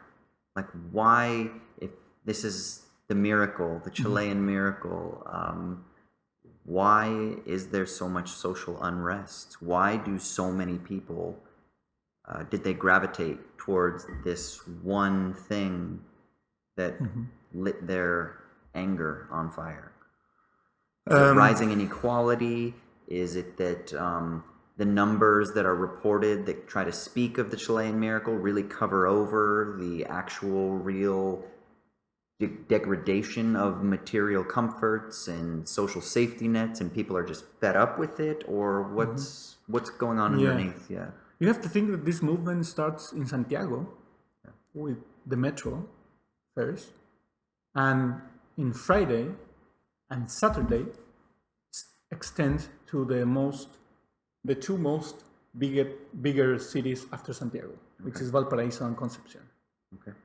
So at the end, they start to have the explanation. No, but we have to do this because the law says that we have to rise the first because this is the system, because we have an algorithm, because this is science. That's right.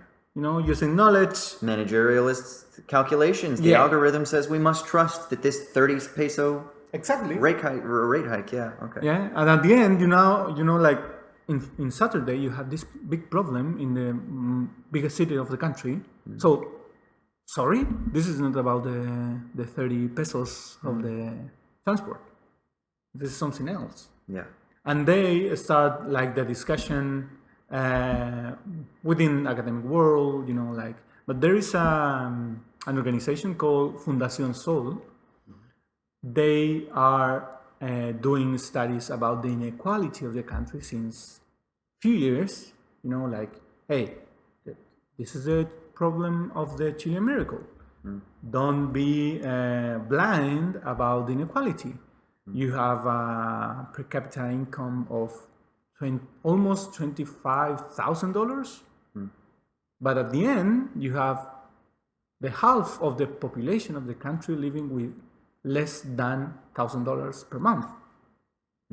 So if you look their data, they say that, for instance, Chile is the highest country with concentration of income. 33% of the whole income of the country are in the 1% of the population. Wow.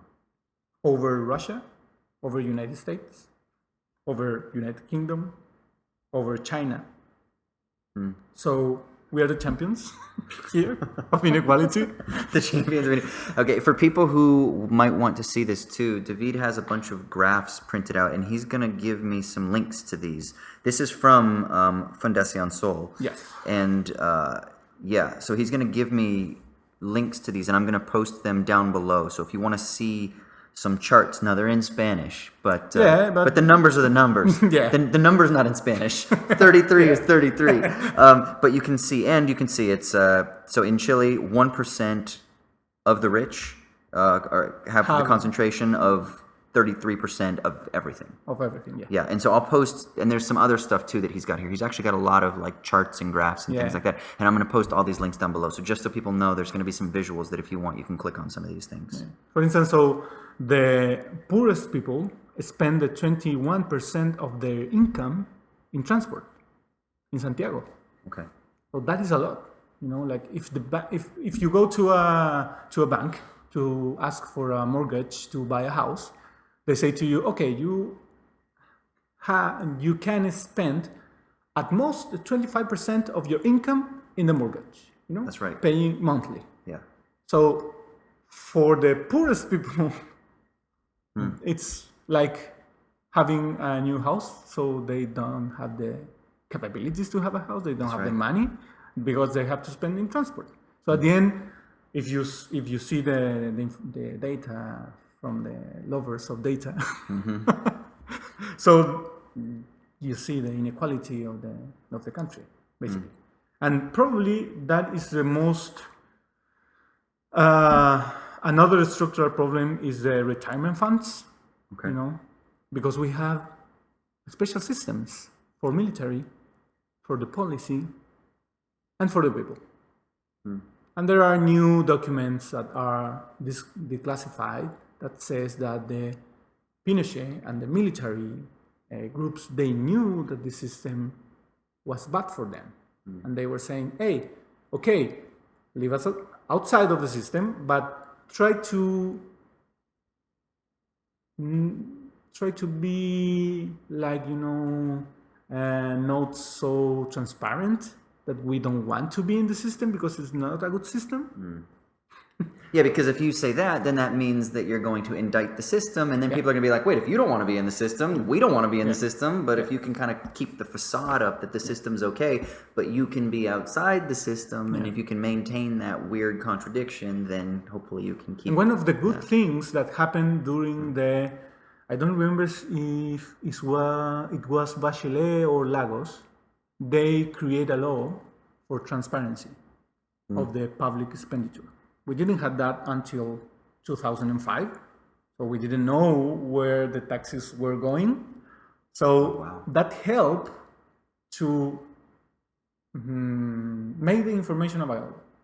So you have this kind of foundations that they can access to the information, the official information. And that's only in 2005? Yeah. So it's only about 15 years? Yeah. Yeah, not even 14 years? Yeah. So that probably is another thing that's contributing to this social unrest, because now people are starting to see this information is starting to come out.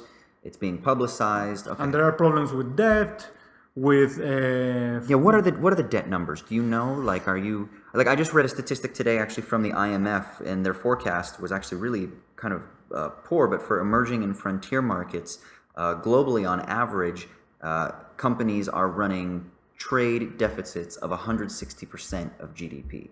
Is Chile in a similar... Chile, I think by the end of this year will be around 26%. 26%. Okay, so it's, globally speaking, it's actually doing well compared to... Yeah, but we have like, if you look at the graphs, so you have between 2006 and 2008, which was the first government of Bachelet, the lowest public debt. And the discourse at that time was, the government is, they don't know how to manage the economy because we have the crisis in Chile. And they apply this idea of the counter-cyclical investment, public investment. So we have crisis, so the state needs to put money in the market. Okay. So they start to build, like roads, and we had like new schools. Like, are we in crisis or not? Yeah. But at the end, that helped us to survive the crisis. That's right. That's why Andres Velasco, which was the Minister of Finance at the time, was very well known at the International Monetary Fund, like the World Bank, because actually, the state could help the economy, but in the ways that like the private contract, this kind of system, like never the state is going to build again, nothing, but they are going to put the money in the private sector in order to make the economy work. Is there a lot of corruption deals between the private sector and the state as well? Oh, you should see his face. He lit up and he's got paperwork and statistics, I guess. Yeah. So probably that is one of the most important reasons, because of the people is like sick with all these problems. I have some information here that I want to share with you. This was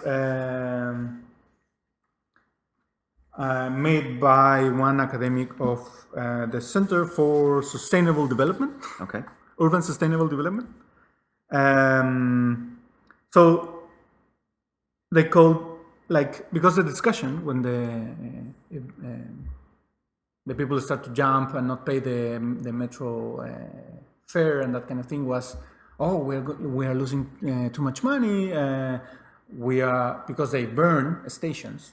By Friday, they burn the stations with trains inside. Yeah, I saw someone tweeted out, it's ironic that the government wanted to raise rates for train fares, and so the people decided to just burn the trains. And it was a video of a train on fire, just sitting in the train station.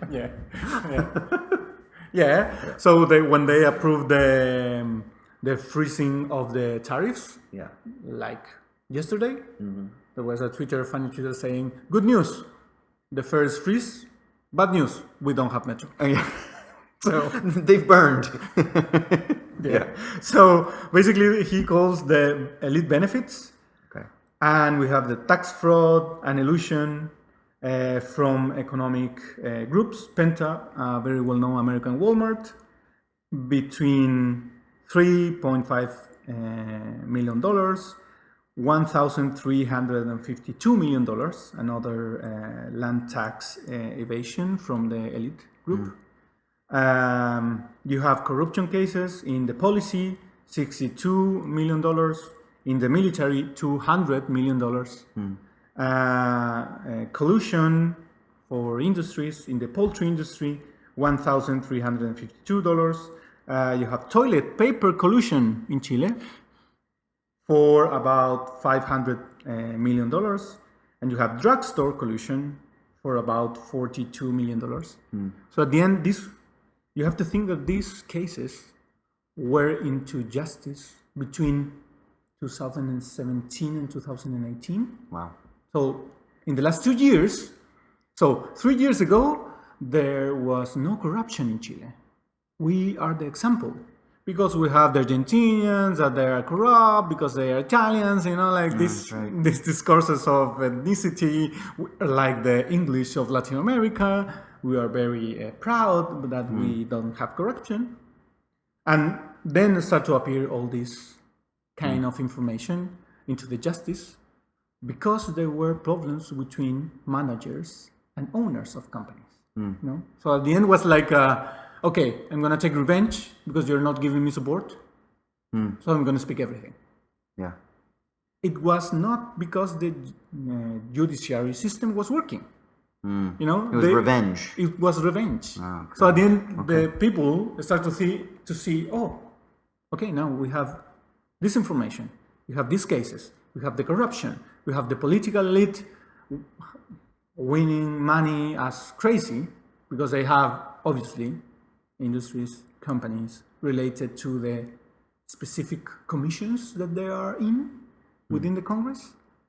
So, and the parliamentary wage is like 50 times in comparison with the basic income. You know, and the average of the OECD countries is like 8 times. Wow. So then the people start to say, okay, what's happening here? Yeah. So the Metro First was just the ignition, Right. The start like this. And this is consequence of the neoliberal system at the end. Because you have a very well-protected elite. They don't go to jail. They go to ethics classes. Do they? Yeah. That is the Wow. the justice consequences for them. For the elites. For the owners of one of these tax fraud companies, the owners of these companies was, okay, you have to pay this this money. Like a fine. Like a fine, like maybe. Slap on the wrist. Just a Yeah. little bit of money. And then go take these ethics courses. Yeah. Okay. Yeah, and one in the private university that the friends of them own, Wow. with name, in this university, you have to take the classes. Whereas if you're probably arrested for, I don't know, petty theft or something like that, you don't get that option. Yeah, no. You go to jail. Yeah, you go to jail. Yeah. So at the end, you start to see, the people start to see the benefits. You start to see, how is possible that I'm going walking into the Sanhattan, as they call the section of the beautiful glass buildings. Santiago, Manhattan? Santiago, Manhattan. Sanhattan? Yeah. So you go and you They see... really are trying to be a global city then. That's them. They're trying to emulate themselves after... Yeah. And the funny thing is that if you look at the images of this global city from the San Cristobal hill in Santiago, so you see the Costanera Tower, which is I think 300 meters high. Okay, yeah.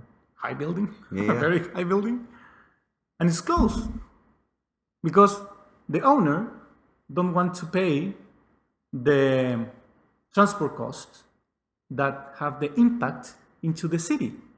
We have a system when if you want to build a building, you have to go in through analysis of the impact of in the transit system. Mm-hmm. So that analysis defines what you have to pay, and if you have to build another street, if you have to build a tunnel or a bridge, whatever.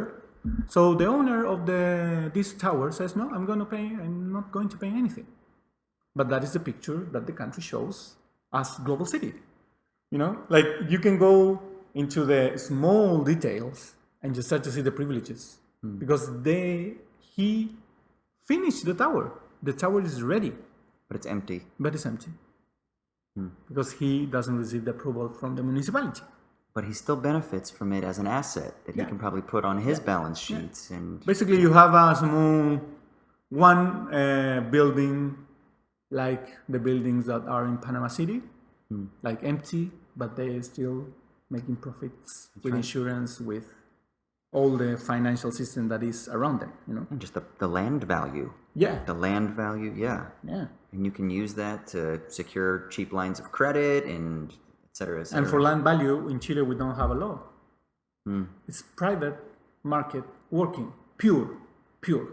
The banks regulate, the private banks regulate the price of the land through real estate valuation systems. So the bank says, we have a commission, we analyze. I know that because I worked as a valuator.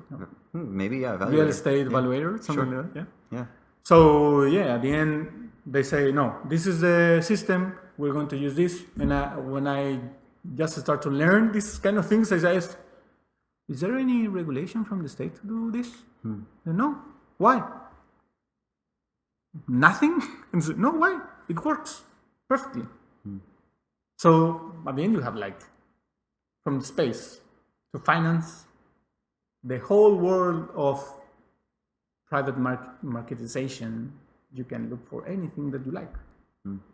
So if you think in theory, for me, we have this unbalance or like small pieces of advanced capitalism and things that are like feudalism in Chile. You still have patronalized relationships between workers and owners of agricultural lands. You still have that. Yeah, and the nepotism of handing down the ownership over the oceans is crazy to me. That's, yeah. But it's within the constitutional system. Right. So the explanation is, what is the problem? The law says that. Right. And when the investigation went into the law, they discovered that one of the most important senators of the country received the draft of the law. And if you look at the law and the draft that he received from the fishing companies, it's the same. And they say, no, this is not corruption.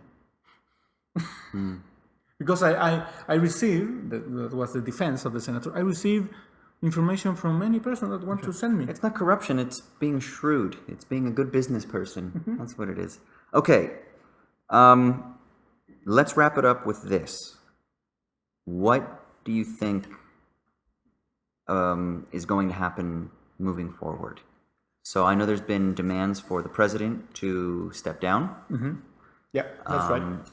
What do you think this means for the country of Chile? Is Chile at a point where there will be some sort of social democracy, a shift towards that? Do you think that's even possible within the restrictions of the Constitution?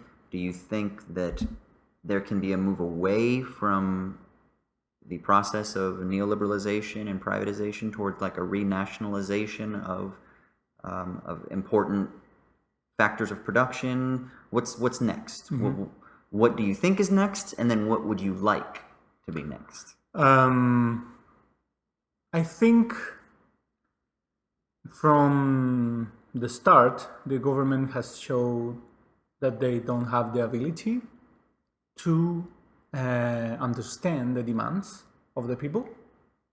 The last discourse of the president was, we are at war against a powerful enemy. Who's this powerful enemy? The people? He never said. This is just the other day he said this? Yeah. We are at war against a powerful enemy that doesn't have any respect for nothing and nobody. So is this like is there a conspiracy theory that the people in power think that somehow it's like these radical leftists, the communists, the people who have like the Allende's people are back or something like that? Is that? Yeah, there are like some videos showing Pinochet phrases like this one, like, we are in war, we need to fight the Marxist and rule system and against democracy. We are fighting for democracy. So basically, Piñera is saying the same. We are at war. We have to fight against this enemy. Who is this enemy? Probably his internal demons and problems. And because the funny thing is that the interior minister, Minister Minister of the Interior, is his cousin. Of course. So at the end you have like a family conversation, like saying, what are we going to do with this? No, there is an enemy.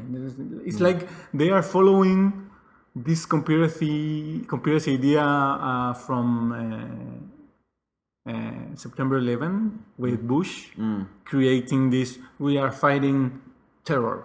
That is our enemy. So there are like, you really are doing this? Are you really doing this? Like, yeah, but then that would just seem to, because then is he not just calling Chilean people who are protesting terrorists or the enemy? And would that not only ignite further anger against? Now we have 1, 2, 3, 4, 5, 6, around 7 major cities with a state of emergency, with know how you call in English, this thing that you have to stay at home. I mean, like a curfew. Yeah, curfew. After 7 p.m., isn't that right? 7 p.m. curfew? Yeah. So you have in the whole country... And the military is walking the streets, right? And like martial law? Do you use this word? Yeah. And very crazy, you know, like... And if you're out past 7 p.m., they can pretty much do whatever they want, right? Like they can use force, arrest you, they're hurting people. Are they killing people? Yeah, like there are like the last counting was 11 dead people. 11 deaths. Yeah. And 1,400 injuries. Yeah. So yeah, basically they are applying like... You know, like this was maybe one of the worst experiences that the people that was not involved in political issues in the country within the dictatorship, this curfew was like they were used to this. So, you know, like for the people that were, I don't know, there are people that was just working, you know, they didn't get involved in political discussion, that kind of thing. So they lived with these curfews. So for them, it's like, hey, you have to stay at home because they can kill you. And then you think like, we are in a democracy. How we get to this at the end? And this is like, okay, you are doing I don't know, terrorist acts and that kind of things. So we are going to be very hard. We are going to prosecute the violence. We are going to, like, you know, there is two phenomena. Like you have social demands on one side, and on the other side you have I don't know, maybe some vandalic or vandalic issues like people taking things from the supermarkets, people, I don't know, stealing, I don't know, TVs, you know, you some have riots, that. Of course. Yeah. You have that. But he's like, okay, I'm going to hide the social demands with these violent acts, you know, and this is our response, military in the street.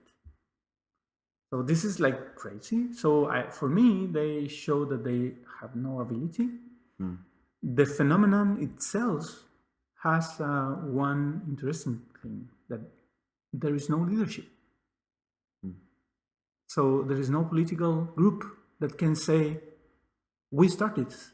We are coordinating the manifestations, because there is no one. It's the people, you know, like cells of people that, organize, let's go to this square and make our protest, you know, taking the things from the kitchen and the pots and the pots and they're banging them. So you have that. There is no political leadership. So that for me shows the distance between the people and the political system. We have a gap, like a giant gap between what they understand. This new political leftist force, the Frente Amplio, they try they were a few parliamentaries from that section. They were in the street, you know, making the protests, marching with the people, that kind of things. They tried to be embedded with that.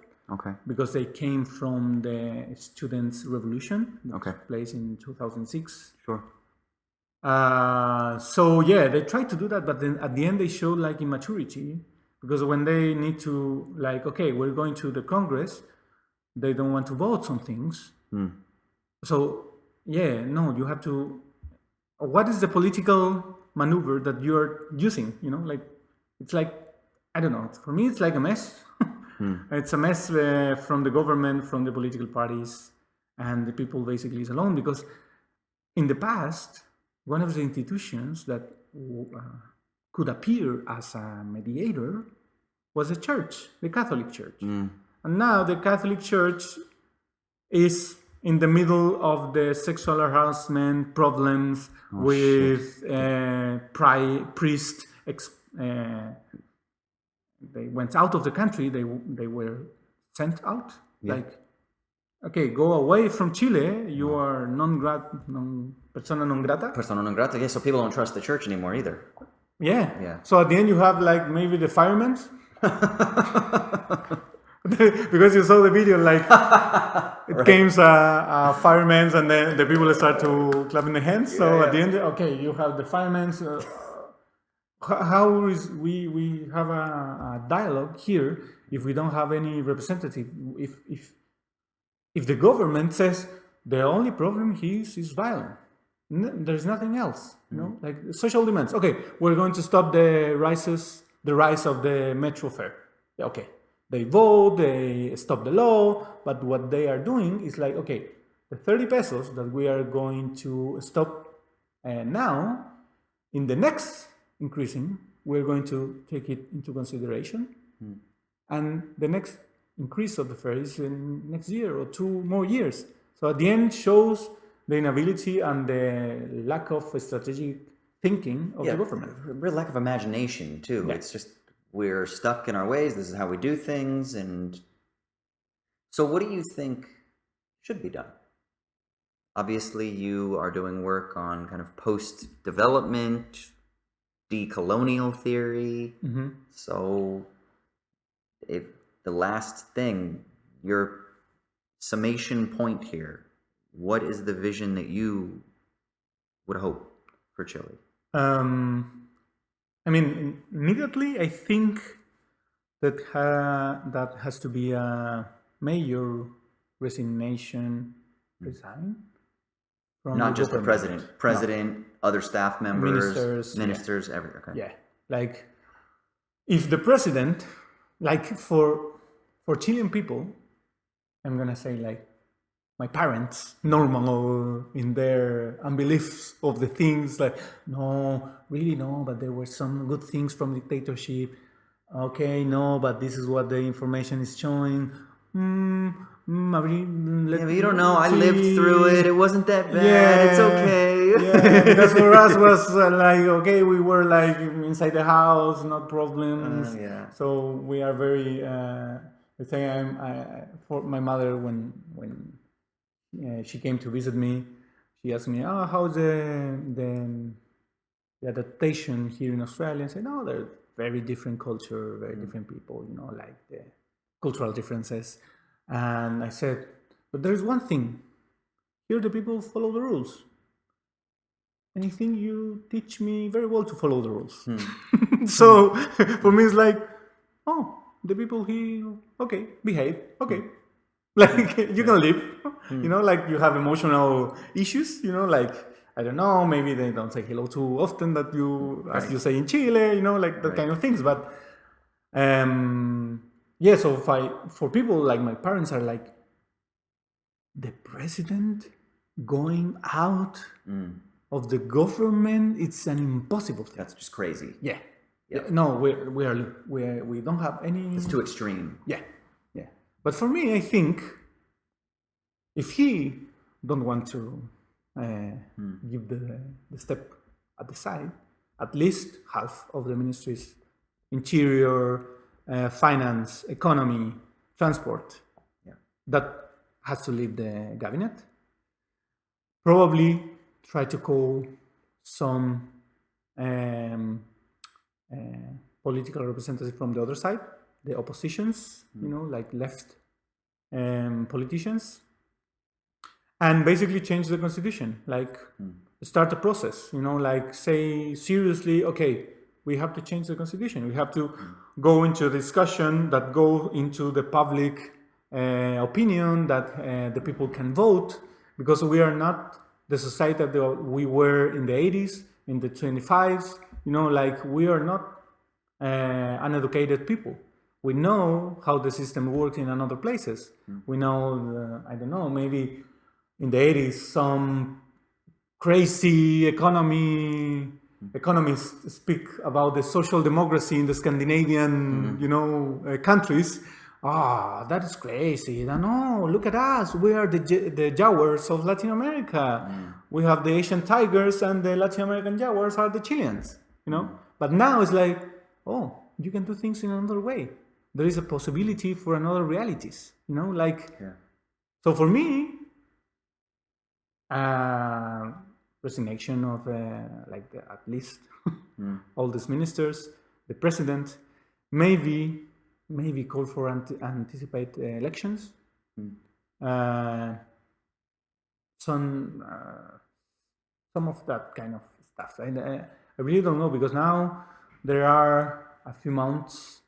The idea, this was discussing with this idea with a friend. Probably came a lot of months of discussion. Who is the owner of this movement? You know, like in political terms. Yeah. And that could be the worst idea, you know, for politicians that to discuss, because if the president left the government, I think the president of the senators take the power, and that guy He's just as bad, is just as bad, or worse, maybe. Yeah. like from a leftist party, but at the end the guy is like out of law from killing a guy while he was driving. You know, like at the end you don't have like. Are all your politicians criminals? Maybe. we started to discover that around 3 years ago. Jesus. Yeah. So yeah, for me, emotionally, it's very difficult to. Yeah, that's the question, right? Is who owns the movement is a really interesting question. Like when you get the Spanish Indignados or something like that, you had a clear understanding of who this other party was, right? That was going to try to get into power. Or you get something similar with the power behind Syriza. There was a clear like left institution or organization that was involved in the ground level protests that would assume power. That, well, obviously we know what happened with Syriza being crushed, but even with like the Indignados movement, we understand how that's kind of like lost a little bit of momentum. But nevertheless, there was an organizational structure there. Yeah. Is there anything like that on the street right now with the protesters that is like a left populist or even like a more radical organization that is trying to position itself into power at all? Or is this just kind of a spontaneous symptom of social unrest that is really kind of not being led by any sort of central organization at all? Yeah, I think it's the last one. Okay. I Interesting. am not so optimistic of the So it's not capability of the political leaders. You guys don't have like a Bernie Sanders or a Jeremy Corbyn or a Pablo Iglesias or no, because like the main I mean, there is a group of deputies. What is it? Deputies, deputies? Yeah. That came from this student movement. Okay. Like Gabriel Boric, Giorgio Jackson, Camila Vallejo, Caro Cariola. They create, for instance, Boric create his own movement. Jackson create another political party. Okay. And Cariola and Vallejo are from the Communist Party. Okay. So that are the younger leadership. Right. But they cannot take the presidency because they are too young. Yeah. Because the law is like 45, I think, the minimum age to become a president. Yeah. And they are in their late 30s. Okay. 36, maybe 32, some of them.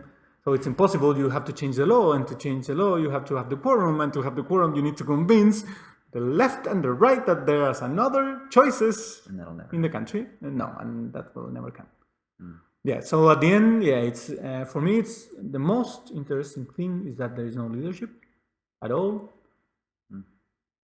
to create a dialogue. So, like the president is like, okay, let's be creative and hope that Piñera tomorrow says, or today maybe in Chile, says, okay, I'm going to have a dialogue, I'm going to make the reforms that you're asking, and blah, blah, blah, blah, blah. Who is going to represent the other side? Who is going to represent the people? Right. Like the oppositions, like ex-concertación, which is like internal fighting for who is the next president, and this new political body which got a lot of votes, but still they are not so well articulated from my point of view. But it's a hope, I think, that they can be a strong political power in the future, in the next election probably, if you think in traditional terms. But you have to think we have a year and a half of Piñera's government. So we are at 2.5 years away from the next elections. So if Piñera wants to finish the government, the term, we have 2.5 more years of him with no legitimacy, basically. Because if you see, like, the people don't trust. Yeah. After taking the armies into the street, that is like, for me it's like, no, that's it. That's it for him. You cannot do it. Nothing else. So the discussions around academics, around like people who speculate a little bit more about this, is like, okay, he's going to do an auto coup, like create the conditions to say, oh, you have to dissolve the parliament, we have to, like, what is going to do? Because he say, okay, no, tomorrow I'm going to meet, which is today, I'm going to meet the presidents of the political parties. And then what? You have your cousin leading the military against the people, killing the people. And there are very sad videos that you can see in social media, like basically doing nothing. They start to kick them, and like it's very sad and difficult for me to concentrate in the work. Like, okay, what I'm going to do today if the people in Chile is like, okay, in the street and democracy, and they are killing our people. Because this is not like the environment of Allende epoch, like you have the capitalists against the popular masses, you have the popular masses understanding that they need to have more rights.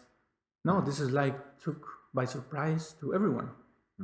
So at the end, the people is saying, oh, you took or you put the military in the street, okay, we are going to go out because this is a democracy.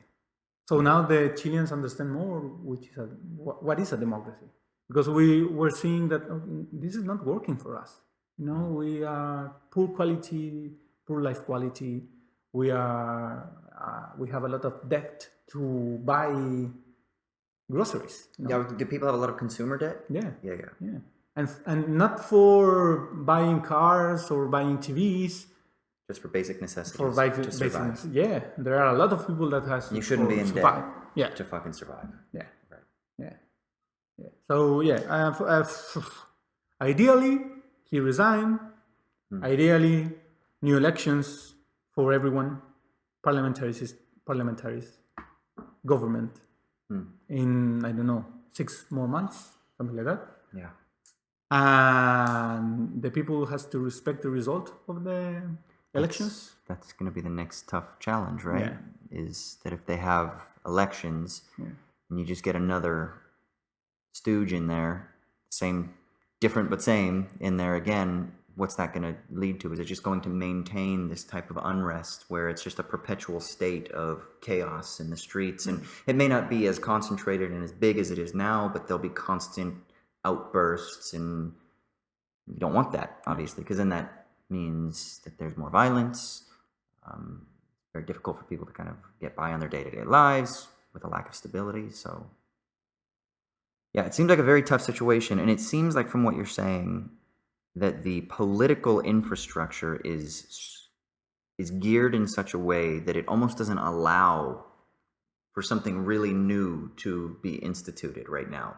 That if there is some sort of resignation, turnover, people from government step down, that you're going to kind of just get a new crop of very similar types, and that there really needs to be a long-term strategy to really dismantle and restructure the political system, so that you could actually have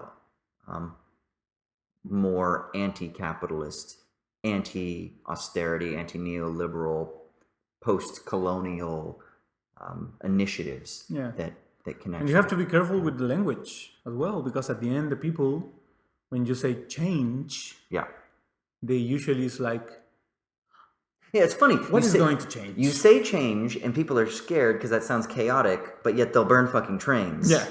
Right? But when things are stable and you say change, then it's like, whoa, let's not rock the boat. Yeah. And that's very difficult Now, when the spark initiates, when the event happens and people start going, you don't even realize maybe that this is changing. You might start saying we need change at that point, especially the voices in the streets, the more radical voices. But then even then, the kind of more conservative, the types like your parents, like you're saying, that are sitting at home, they're kind of like, look, we get the frustrations, we're angry too, but hold on. We need to have some sensibility here about how it is that we're going to go about demanding change. Yeah, the last election, the last president elections were like that. We had the Frente Amplio, this new leftist political group. They were saying we need to change. We need to change the constitution. We need to change the pension system. We need to change the water regime, which is completely privatized in Chile. The water is it's owned by private people. You know, separate from land. You can have land, but you don't own the water. Yeah. Wow. And so it's a very perfect capitalism. Yeah, it totally is. Yeah. So and they promote this kind of changes, which were this is making sense. You have to vote for them. And in the other side, they were saying change and change, and in the other side, no, we're going to be like Venezuela, Chilezuela. And they start to promote the fear, because Chile is a miracle. We are part of the OCDE countries, which is the richest countries in the world. You see this in America too, right? People use the same tactic. They're like, look at Venezuela. They're eating rats in the streets. If you elect Bernie Sanders, or if you listen to Alexandria Ocasio-Cortez, is that really what you want? Look at what happens there. Like, they're eating their own children, sort of thing. And it's like, no, we can't have that. Fucking communists. Look at what they do. And it's a very powerful tactic. Yeah. And it's so funny that it just gets repeated by everybody, that they just parrot the same thing. It makes me think that there's a script, that like someone is crafting this script and everybody's like, this is what I must say. Yeah. I must memorize these lines. Oh, we're going to become like Venezuela. We can't become like Venezuela. And it's like, be original, assholes. At least come up with your own critiques. That Chilezuela, I think, is really funny. That is really funny. It's really clever. Yeah. We're Chilezuela. No, we don't want that. But and the traditional left were doing like we have to change some things, but not too much. Right, exactly. Because the order, the economic system. That's right. And if you look at that, it's not crazy, because if you have this pension system, which is an engine for investments, because to do investment you need money, and a poor country. Privatized mining industry, privatizing everything. Where the money comes from? Workers. So at the end you have like a perfect funding system for companies through pensions, which is not, I always said, this is not a retirement system. This is a capitalizing like system, getting money to do business. And the best way is to have 18 million people that are paying working for 5 million people, paying the pension, so we can have money to invest. And the thing is that you start to look at the links of the major economic groups with investment in this funding, this pension retirement system. You have that they are very high interest in this system that keeps working and working and working, because they have the money from them, That's right. We should probably wrap up here, but now I'm so curious. What happens if there's an economic collapse and the pension funds dry short? Then the people lose their pension funds, but they probably get bailed out by the government somehow, so then they can keep using money to keep reinvesting in their little Ponzi scheme. That's what it is. It's a Ponzi scheme. Yeah. And they're just basically taking the money that they get from the workers who are paying into what they think is their retirement, but really it's like they're like mini capitalists, but they don't get the return on their investment. I mean, maybe you get retirement or something like that. Yeah, but like that's you're not the going same. to live 120 years, and we're going to give you like but that's not nearly the same as the billions of pesos that are being accumulated into the pension system that's then being reinvested into whatever it is that they're investing it into. Yeah. And one of the things that the people doesn't forget from Ricardo Lagos, which was is a socialist, is that he allowed, through a law, that the losses from the pension fund companies were trespassed to the people. Oh, so they had to pay for the losses in the pension system because If of you the lose, if they lose money, you lose it as well. Yeah, that's fucked up. There's no insurance for it. It doesn't. It's not support. Okay, yeah, that's a whole other can of worms that we could get into. Dude, thank you so much for the chat. Thank you for your invitation. Where can people find your? Do you tweet a little bit? You're not super active on Twitter. No. Now I'm more active. You're a little bit more, yeah. But in the past few days, I've seen a lot of retweets.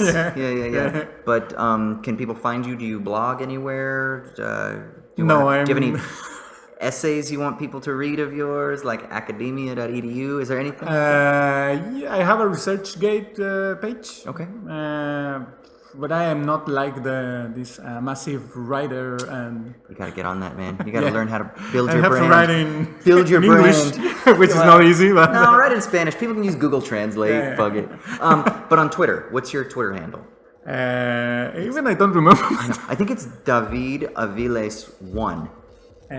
No, it's or David Aviles E. David Aviles E. Yeah. So it's David and then Aviles